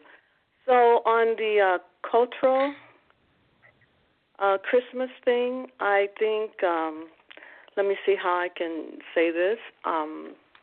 It's been about 35 years since I acknowledged any of the holidays, and that was due to my marriage, my husband, who had already been purging the greater society expectations of these holidays. And so when I incorporated his ideas, and we didn't need to disengage the family because he felt that this was an opportunity to teach them about his new found ideology. And so when we were being invited to the dinners or holiday parties or whatever, we would show up on occasions. And we would bring, the meals because he was live Buddhist. So we would share our meals. And this was an opportunity for them to hear and see us in a different way than of what they were doing. And also encourage, it was part of not, we didn't have to hide in a closet till all things were clear, So this is an opportunity for us to still engage with family. He saw this as an opportunity for teaching them about we didn't have to live societal expectations. We can disengage. We can have new thoughts, new ideas, and bring them to life. And so our family was open. Of course, there was always some talk back and forth about, they don't eat this and they don't do this, and why they stopped doing this, and so we were there instead of rumors being floating back and forth. We were there to explain, our position, and then they were ready or not, to receive us as we were, changing in our whole realm of living. When we had our children, so it was easy for us to teach our children about, what we were not going to be doing one of these times. I homeschooled my children, so therefore they weren't in the mix of every year, Easter, all this kind of stuff, that the school presents to them. And so it was easier for us to educate our children in the way we wanted them, to think as far as the Thanksgiving, the Christmas. We were also, during this time, I think we would, we would have them make items. We would have them write letters. We would have them just engage in different ways. We would do Kwanzaa. We would light the candles on each day. We would try and teach them the concepts. We were also, as they were growing up, we would adopt because now we had moved to California from Chicago, and now our family wasn't with us. And so we were adopt like grandparents, grandmother, and we would go, after like the first day of Kwanzaa and see her and help her and invite her over for dinner and things like that. So there, we were able to teach our children, during this time, we don't have to have the trees and the lights and the gift giving, and there's other ways of giving, and so that's how we sort of dealt with that. And so I think there's just like one person said there, the peer pressure of these times and people putting out their own energy about what you should be doing. And so we're sort of,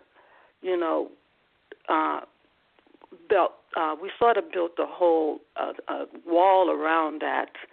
And so we're not really too affected. My children, as they're adults now, they're not really affected about what's going on, and so they're just, they sort of ease their way through these times. And so I just wanted to share that.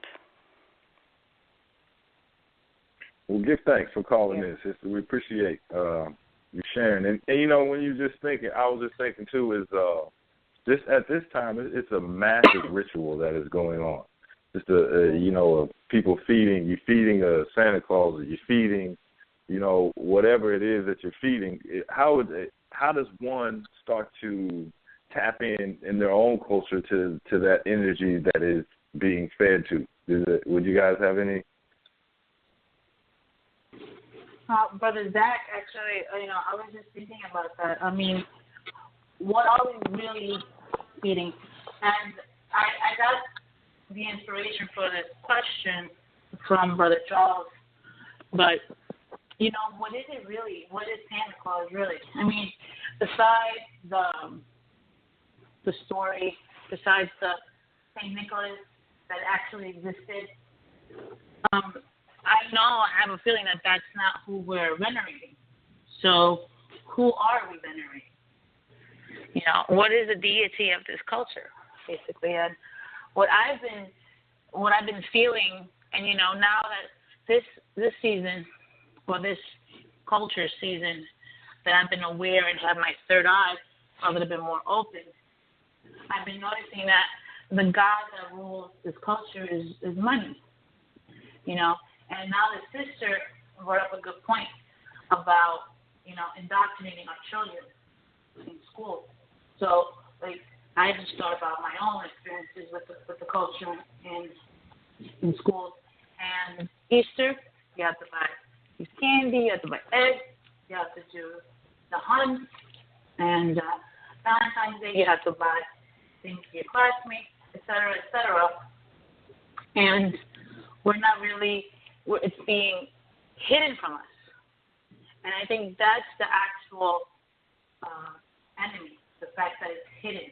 Because once we are aware of who is it that we are, doing all these rituals for, then I feel like it has less power because it's not in the dark anymore.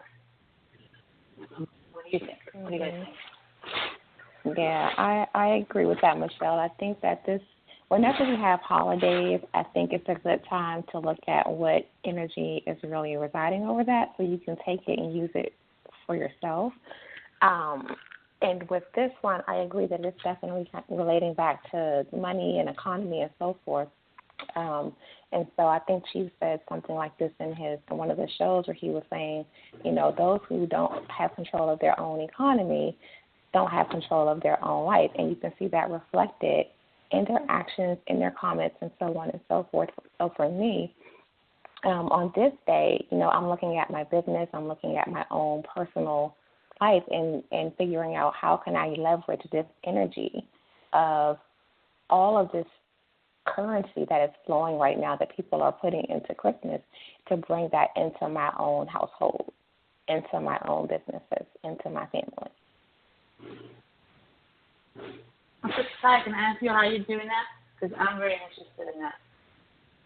Well, it's really, like I said, just kind of looking at what's that main energy that I'm looking to kind of connect with, and it seems to be one that really relates back to money. I mean, with all the money that is being spent, all the commerce that's taking place during this time frame, I look at Oshun whenever it comes down to that.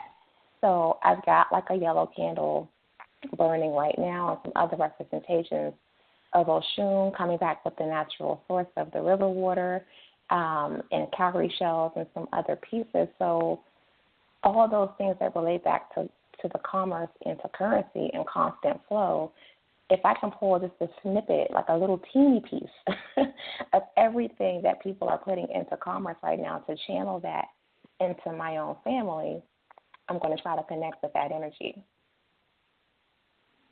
Oh, thank you, Leslie. And the reason I asked is because, I do feel a little lost. Especially between today and yesterday. I feel like I do need to channel my energy into something. And especially at this time of the year, I feel the winter solstice. I feel the darkness. And I think that need of women to channel their energy is what kind of ties us still to that culture. That need to, do something. And unfortunately, we're feeding our energies to something that is not going to benefit us, not going to evolve us, and is not looking for our growth.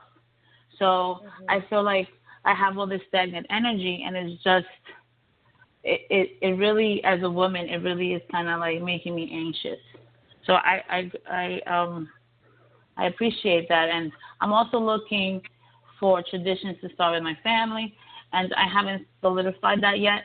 But I think that lack is probably the cause that a lot of families don't partake into divesting from the holidays, even though they know the truth or they know what's the real significance behind everything. Could I make a suggestion, please? Of course.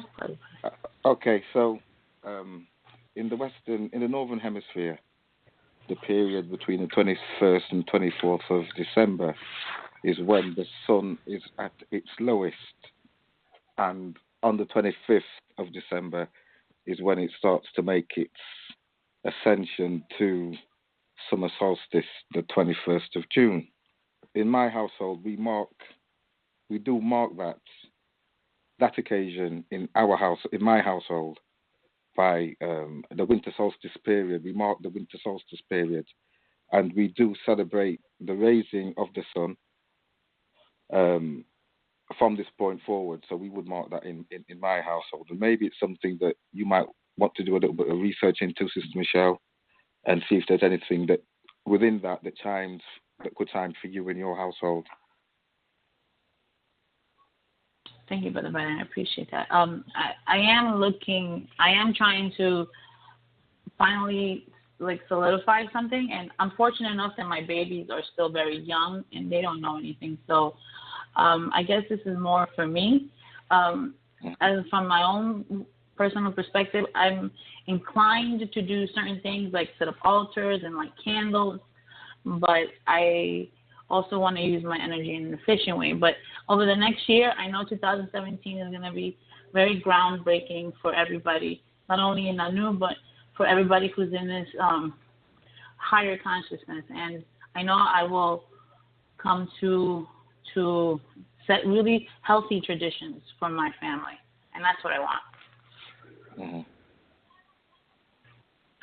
Let me ask y'all this, because I was coming from a Christian background, and coming from a Christian background, when you first start to come into a different culture and you start to adapt into a new way of thinking, the first thing that I started to do was when somebody would ask me a question about what are you doing over here, then I would try to relate it, or it's the same thing, you have one God, we have one, all of them already.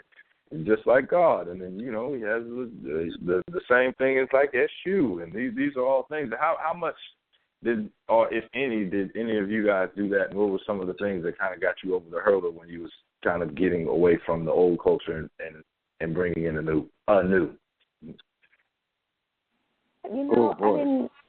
I've had some conversations with my family where they've asked questions, but they don't really ask me too much. They watch me more than anything.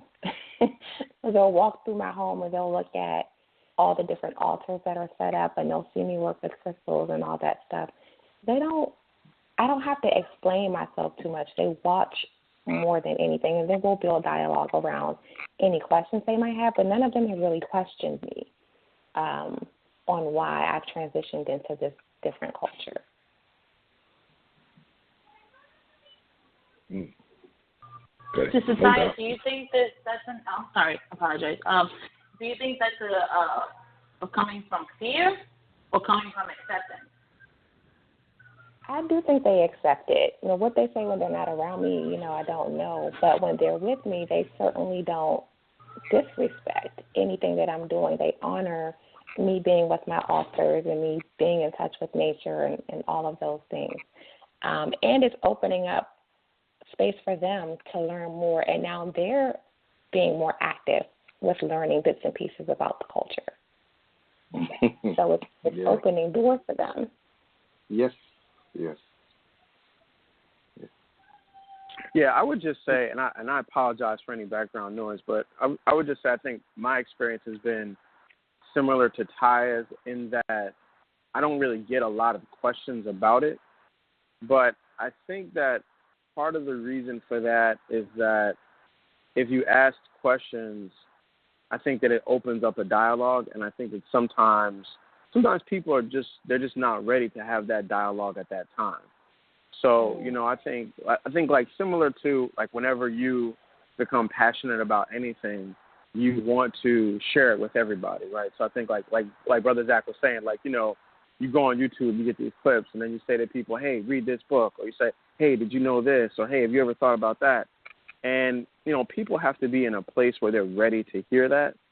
And I think that sometimes the lack of engagement is their way of translating to me that they're not ready for it at that time. And I don't think that means that they'll never be ready, because, the fact of the matter is, if I ran into me 20 years ago and said the same things now, I wouldn't listen. I might not listen to you then either.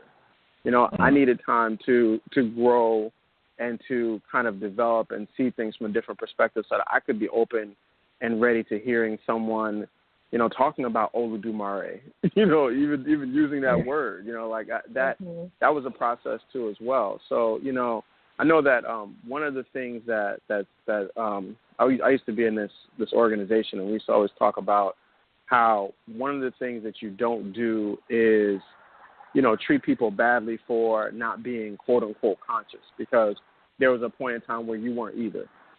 And, and somebody had to be gentle with you to usher you into this thing as well. So, I think that, part of it is really getting straight on what you're doing.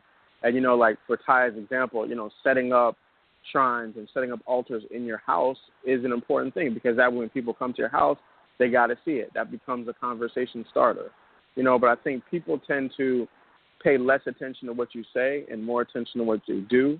And when they see that you're doing something different for real, and they see that you're living something different, I think it's just a way to try to create the conversation or open it up. And I definitely think that over time, people will come to ask questions and maybe they'll understand it. That doesn't necessarily mean everybody becomes an adherent, and that doesn't mean that they all have to.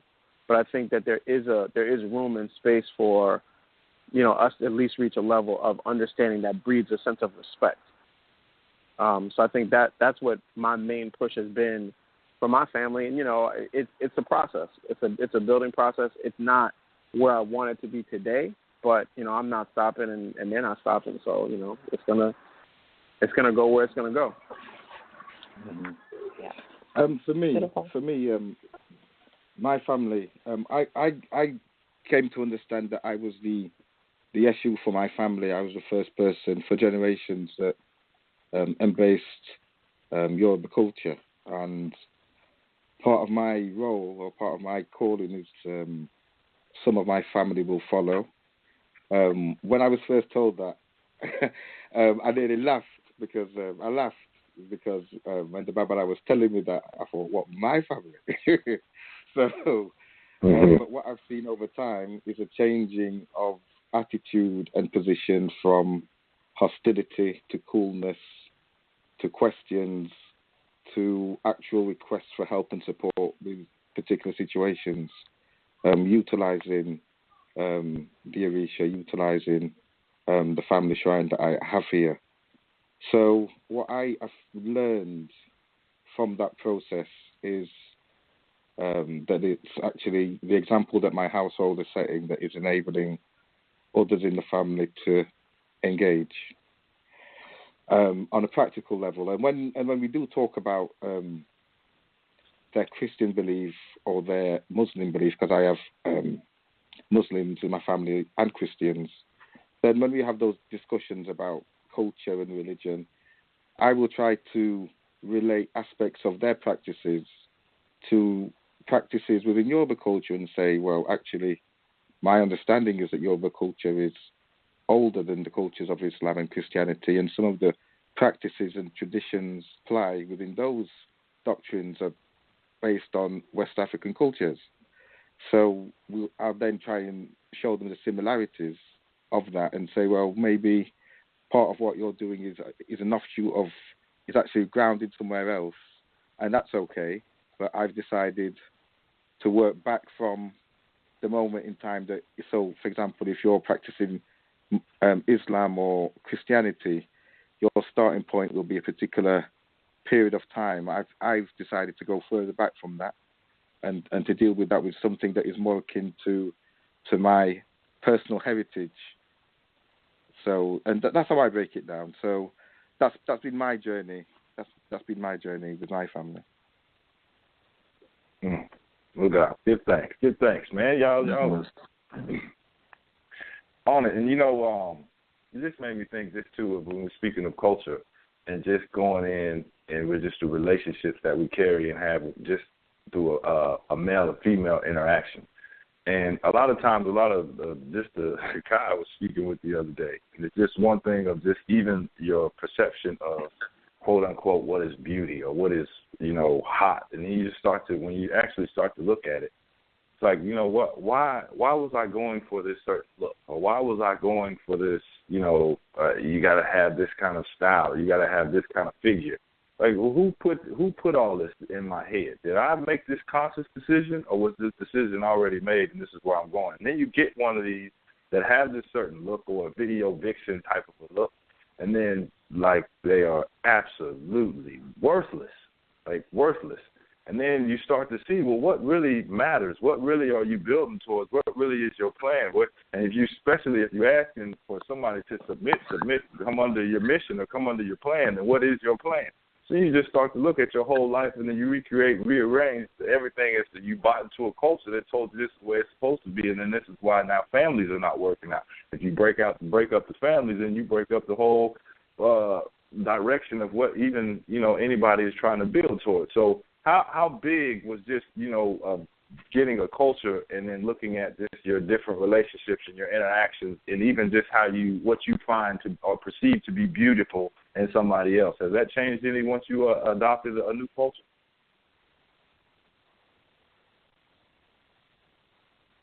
Yeah, for sure. You have to make those changes. Oh, go ahead. I apologize.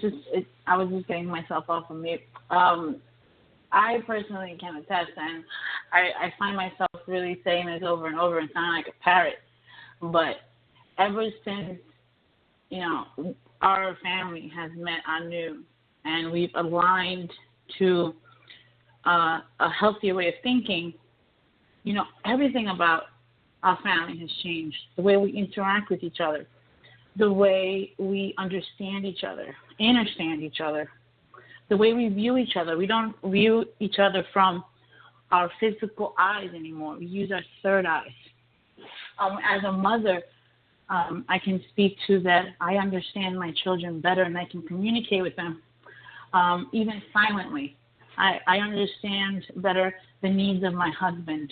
I understand, a lot of concepts that have brought our family to a higher level, not only spiritually, physically. Now we're all healthier. We eat a lot better. even interpersonally, the way we handle problems, the way we handle stress. We are financially as well, because we are attracting wealth and abundance into our home.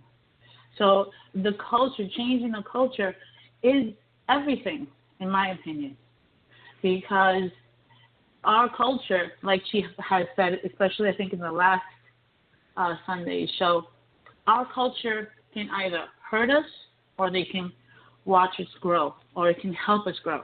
And not only it will help us grow as an individual, it will help us grow as a family unit and as a community. You know, I'm sure everybody here on the line agrees. You know, the community that we have is such a beautiful thing. The relationship that we have in the women's group is such a beautiful and healthy thing, because we all genuinely have love for each other, because we're all building towards the same thing. So I just think it's so important. And for me personally, the question to ask here is that why is the culture that I used to participate in, why does it want to hurt me so much? And then when you start down this rabbit hole of questions, that's when you have to like almost kind of like decide okay, am I going to be true to myself and my character and my knowledge, or am I just going to be this mask of a person that my culture wants me to be? Because what we're doing here in Anu is very hard. I'm not, and I've said this again many times, it is very, very hard, because you are literally dealing with demons. It's a demon society. It's a negative energy society. However you want to phrase it or put it, it's a scary one. So, you know, coming into the mirror, facing yourself, facing these truths is not an easy one. So it's all about your character, your family's character, your culture's character, your community's character. What is it, you know, what is it based on? And then from that, you have choices to make. Or am I going to, you know, build my family and, you know, watch them grow as people, humans, beings, spirituality, you know, spiritually, physically, everything? Or am I going to keep teaching them this and feeding them this poison that I know is wrong, but I'm comfortable in it and I can't change it? I'm sorry, I know I go on rants and stuff, but, you know, I'm very passionate about this, because it is significant for me, for my family, and I'm not only living it, but I'm trying to understand it as well. And I'm trying to not convince people, but really, you know, demonstrate that, you know, I'm being it. I'm trying to embody it. And it's really hard, but it's worth it and it's doable. And I know many people are out there are feeling the same way, because I see it and I sense it. Right. And we can, and one thing, Michelle, I know, like for me, I always hear your authenticity and your passion when you talk about stuff, and I appreciate that. So, you know, definitely continue to share at that level for all of us, because that, I know for me, I just love to hear that, and I appreciate it. I know we have we're coming to the end of the show. We have a caller at 905. 905, we want to bring you into Chief Speaks. Hello, thank you for taking my call. Greetings. I beg my forgiveness. I didn't catch all of your names, but the energy that you're sharing here is like complete awesomeness. and thank you for doing this for us. I'd just like to mention, you know, you have a wide panel, and I'm catching.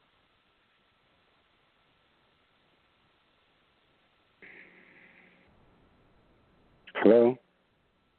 Hello? Yeah, hello? Yeah, hello? We can hear you. Okay, yeah, we can hear you still. I apologize. No. And I was just catching on all of your panels' personal sharings.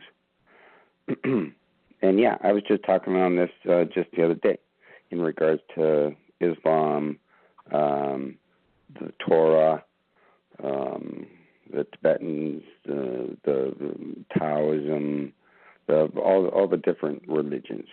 Right?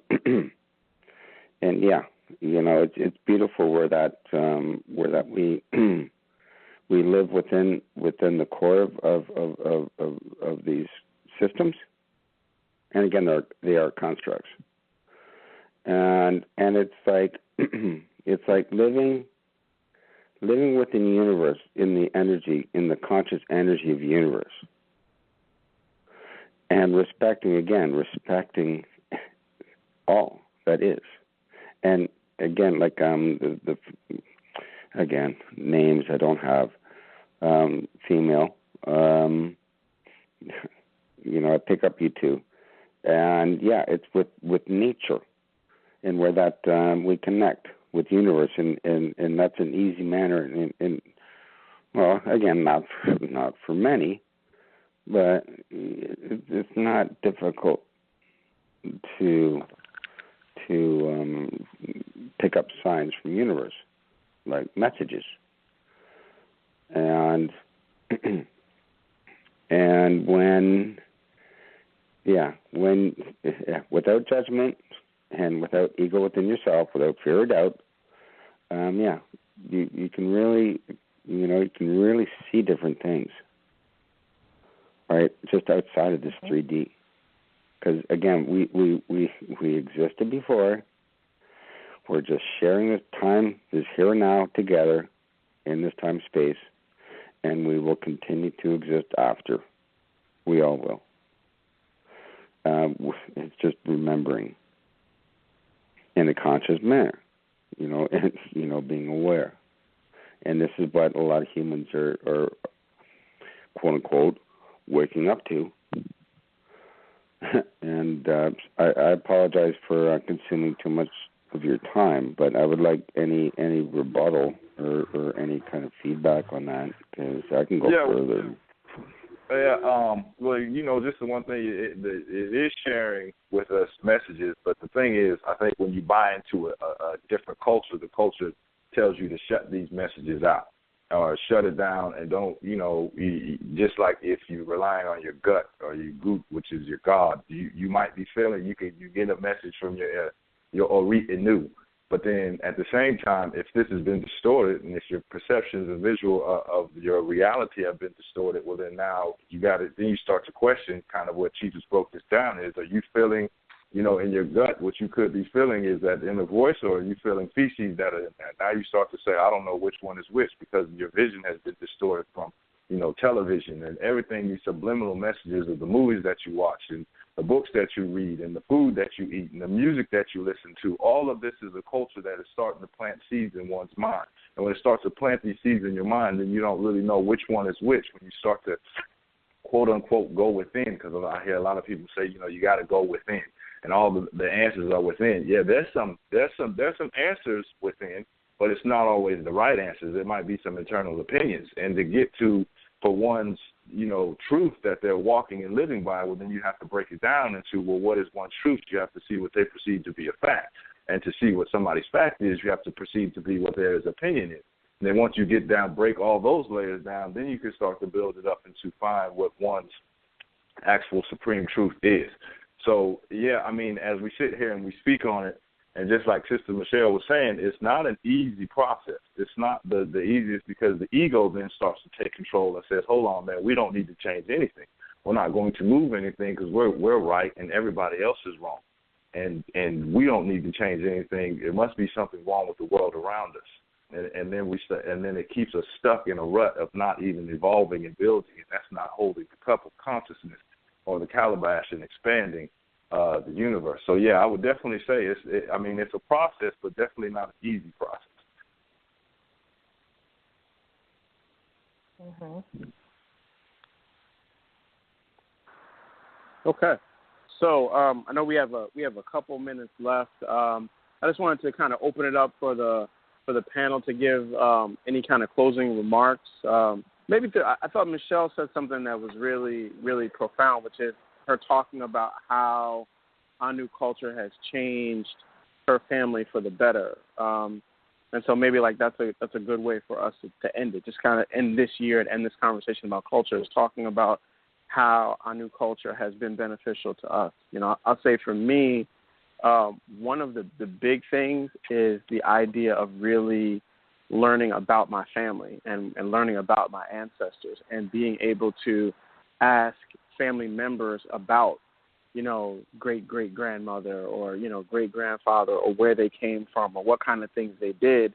And these are, when you ask, older people in your family these questions about their upbringing, about what they remember, you see their eyes light up because they love telling those stories. And it reminds them of those days, reminds them of those people, and it gives you so much insight into, just how you got here, how you got here, how your family got here, and just that journey. And I really appreciate this experience of really talking to my family and really engaging them in a different way and asking them different questions. And honestly, I would not have done that if not for this. Ancestor reverence and appreciation is not an explicit aspect of what I would label as American culture. And so coming into a cultural paradigm that does emphasize that has been really beneficial to me. I mean, it forced me to get pictures of people in my family that had transitioned and ask for those pictures from family members because I didn't have them myself, and then to elicit conversations around that. And that just really, in some ways, it tied people closer together.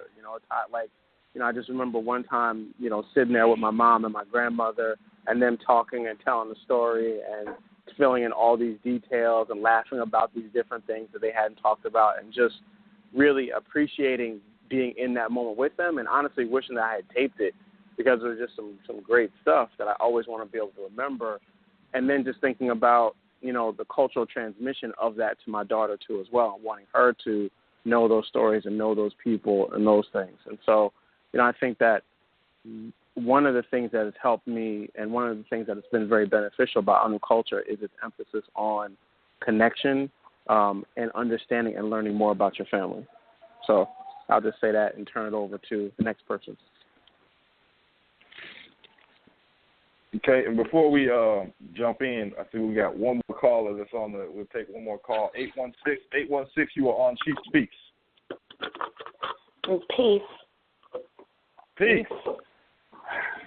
I just want to thank you. I want to thank you all, and I want to thank you for taking my call.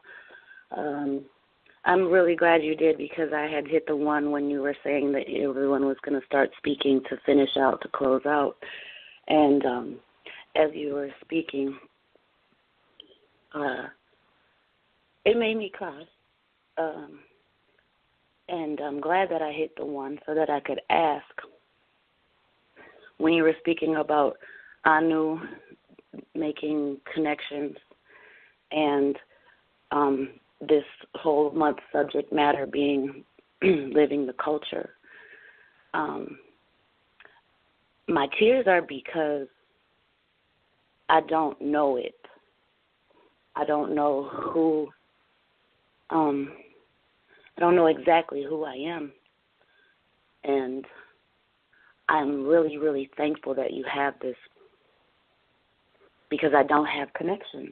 I don't have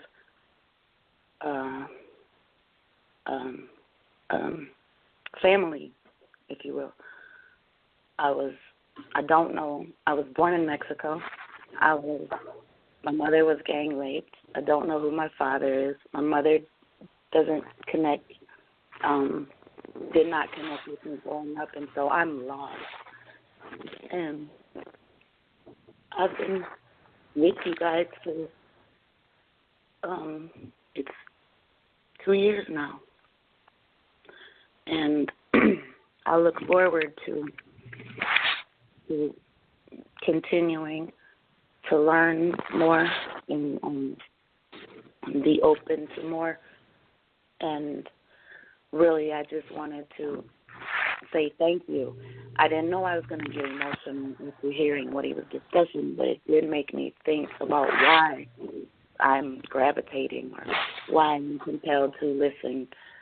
And I'm just really wanting you to know that I need your help in understanding what it is I'm going through. And I'm grateful for the spiritual enlightenment and for the guidance and I've been forming for a couple of years now, really figure things out and listen and watch the videos and listen in and even call in. I'm not a new caller. Short. Sister, I'm sorry. I want to. This is Sister Taya. Oh, go ahead, Michelle.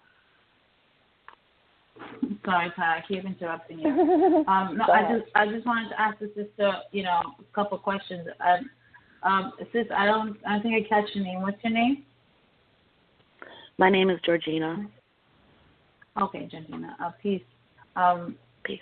And I just wanted to communicate something to you and then ask you a few questions, but I want to thank you for opening yourself and being vulnerable with us. I know that's very hard to do, but I just also want to reassure you that past that you just had, that's not you, And that question that you brought forth about wanting to know who you are is a very important one. And it's a very hard journey. I think everybody's still trying to figure out who they are. But you're closer to knowing, and that's great. I wanted to ask you if do you listen to just Chief Speaks, or do you listen to all of the shows that we bring forth? I listen to Chief Speaks and subscribe to the YouTube channel, so there's times when I get the notifications for the different shows that are on as well. And yes, I share them on Facebook. I listen to them myself, and I do feel really a lot alone because this is really kind of a journey where, I've lost a lot of Facebook friends. I've lost a lot of friends, and just not knowing how to present the information that I'm getting or try to share the information and not get any responses, just feels really alone. But you guys, I come to you guys because I know that I'm going to learn, that this is something that I am doing alone in a sense. So there's not very many people who really gather it or grasp it or want to really learn much. I've got a couple people who kind of get it, feel it, but for the most part, even on social media with my 300 friends, I'm alone. Well, I just want to share with you, you as a family, you're not alone. You might be alone on that side, at that end of your spectrum, but you do have a community here. You're not alone. We're all learning together. I wanted to ask you, are you in the class? Am I what? Are you in the Honor Study training class? I am not, and that was one of the reasons why I wanted to speak on something, because of the fact that, like I said, I'm lost. I don't, some people tell me, like, you're not even black and you post more of African-American history stuff, or you're not this and you're not that. And so I've always wanted to go to the root of things, and that's where I was thinking I'm going. However, I get a lot of ridicule or a lot of, people. I'm not very likable, it feels, because I'm very fair-skinned, a very fair-skinned Mexican, and everything that I'm posting is from what you guys discuss from an African perspective or a culture, and it just I don't even really know where I'm going with things. I gather a lot of information and try to apply it. I'm going to interrupt you and tell you that I was at the same spot, trying to almost validate yourself in front of the eyes of people. But trying to do that is not going to bring you anywhere, because you first have to. It's not my major. Right, 1,000 pardons. It's not my major concern at this point. I like going on Facebook to see what other conscious people are speaking on, and then I'll, share it to view it later or check it out later or read into it later and then maybe delete it or what have you. I'm not really concerned at this point anymore about who I'm reaching or if anybody, but I am on the social media site to see what I can gather or learn, or I'm just open to learning And even I posted something about the European spirituality and where they get that from with Yule and stuff like that.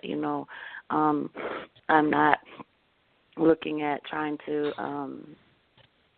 have a prejudice. I'm trying to just share the information, and there are people like there. I grew up in a predominantly black neighborhood.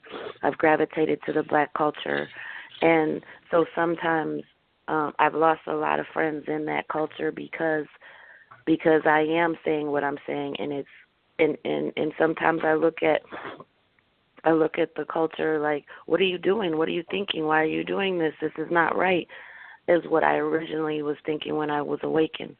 And wanting to, wake more people up. But I get that, everyone has to do it in their own time and whatever, and I don't want to be pushing anybody or, pushing anybody away. And but it's a real fine line, because a part of me is like, I don't really want to talk to anybody. Like, I'm starting to feel like I don't like people. I just want to stay to myself. I don't feel, I just want to go eat my organic food and not be talked about because I'm eating fruits and berries and stuff, and, why I'm not eating meat. And then when I discuss why, I'm looked at crazy or talked to funny and not really, respected, it seems, so it's.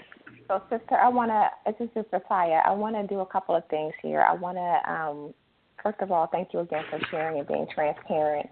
I want to invite you. I know you said that you feel like you're alone, and many of us have felt that way. We do have a Monday night women's call at 8 p.m. Eastern. So I want to encourage you, if you would like to join that call where you can build with other people who are also,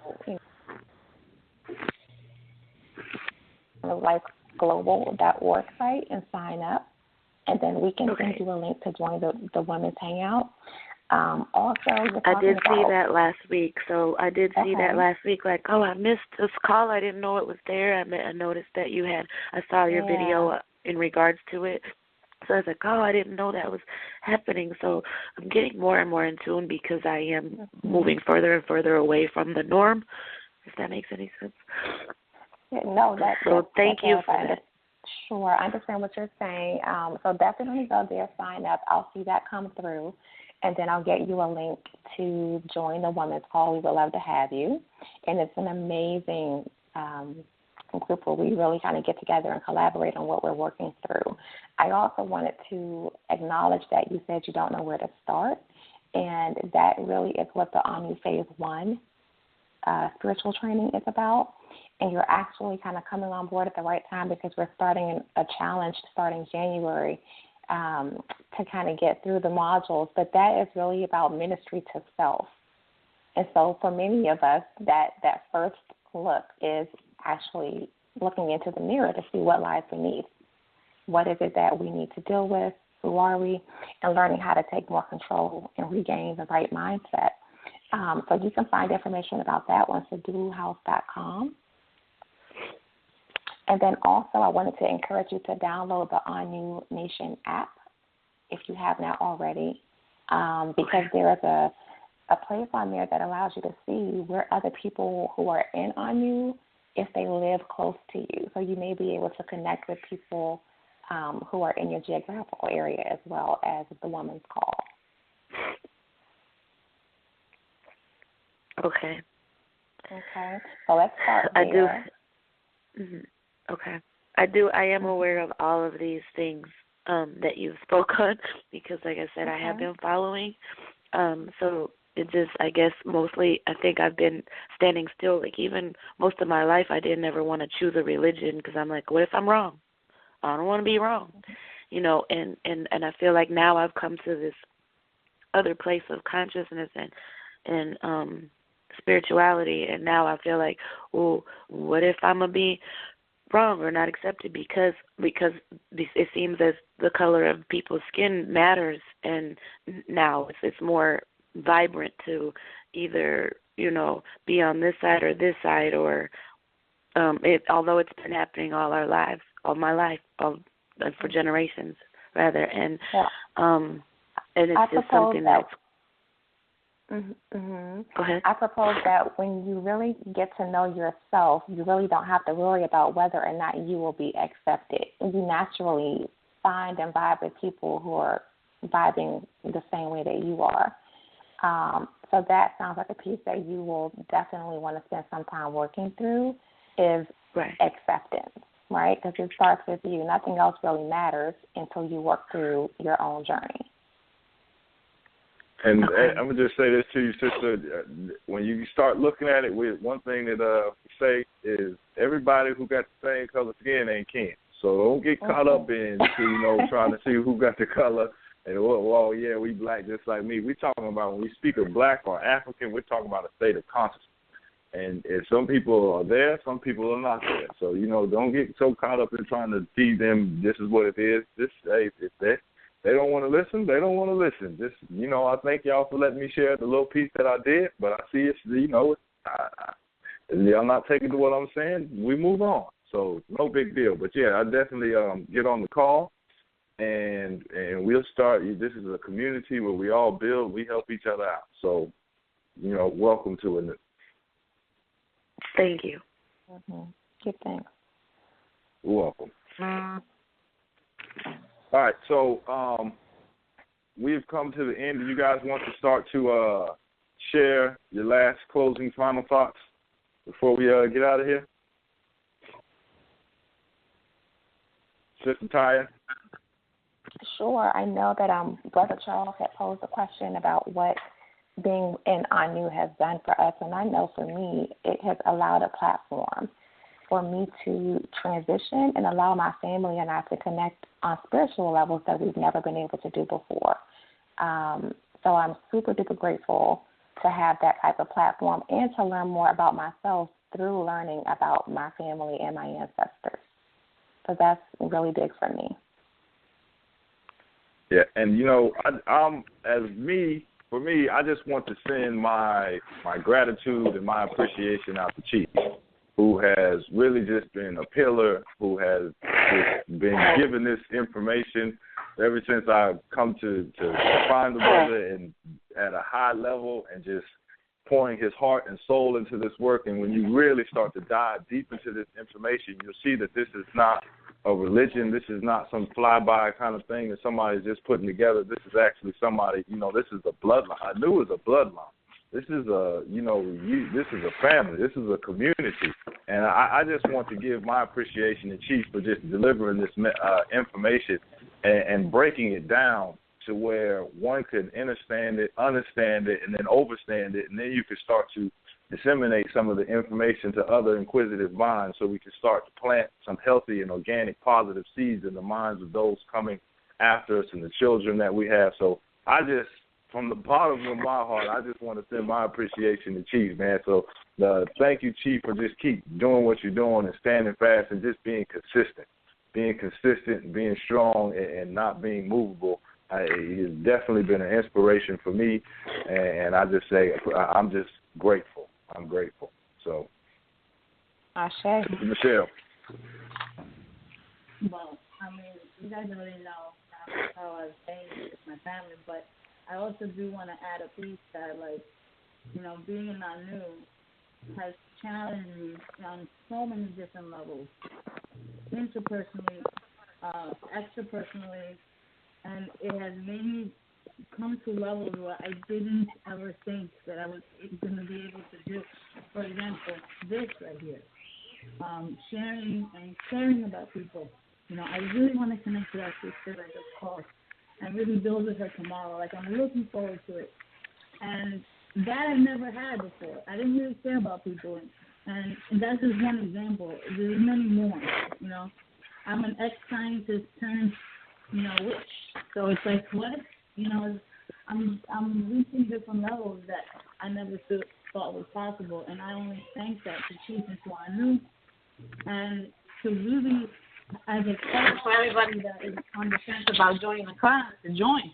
It's going to be hard, but you're going to do things that you can't even imagine right now. So just, take that step forward and join us.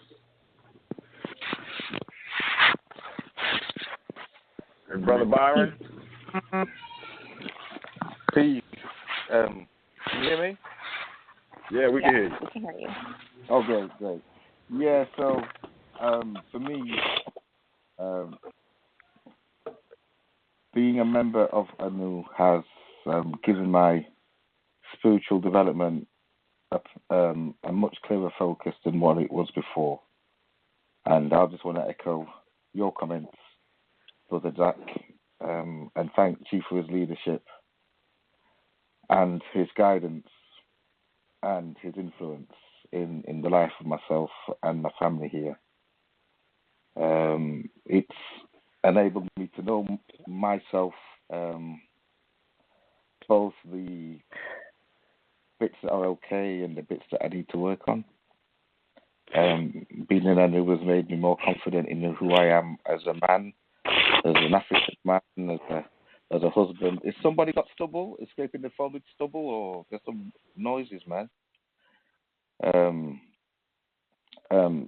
Being comfortable as an African man, as a husband, as a member of a broader extended family. It's made me part of a broader family, international family of ANU, and it's given me brothers and sisters across the globe, which I'm really grateful for. And I will also go on to say it's made me a calmer person. I personally don't have the swings in my emotions that I used to have because I understand myself. Hats off to ANU, and may long may it continue. Ashe. All right. So we'd like to thank everybody for calling in. Thank everybody who was on the line. And again, we got the men's call is coming up again next strong every first Sunday. If you are not down, go to ANU Life Global Ministries.org. Sign up. You'll get an email from Brother Charles about the number and the line that we'll get on. That's going down again next strong. So make sure if you're not on that, get on that. And again, appreciation, love, thoughts, ANU. We in there. Peace.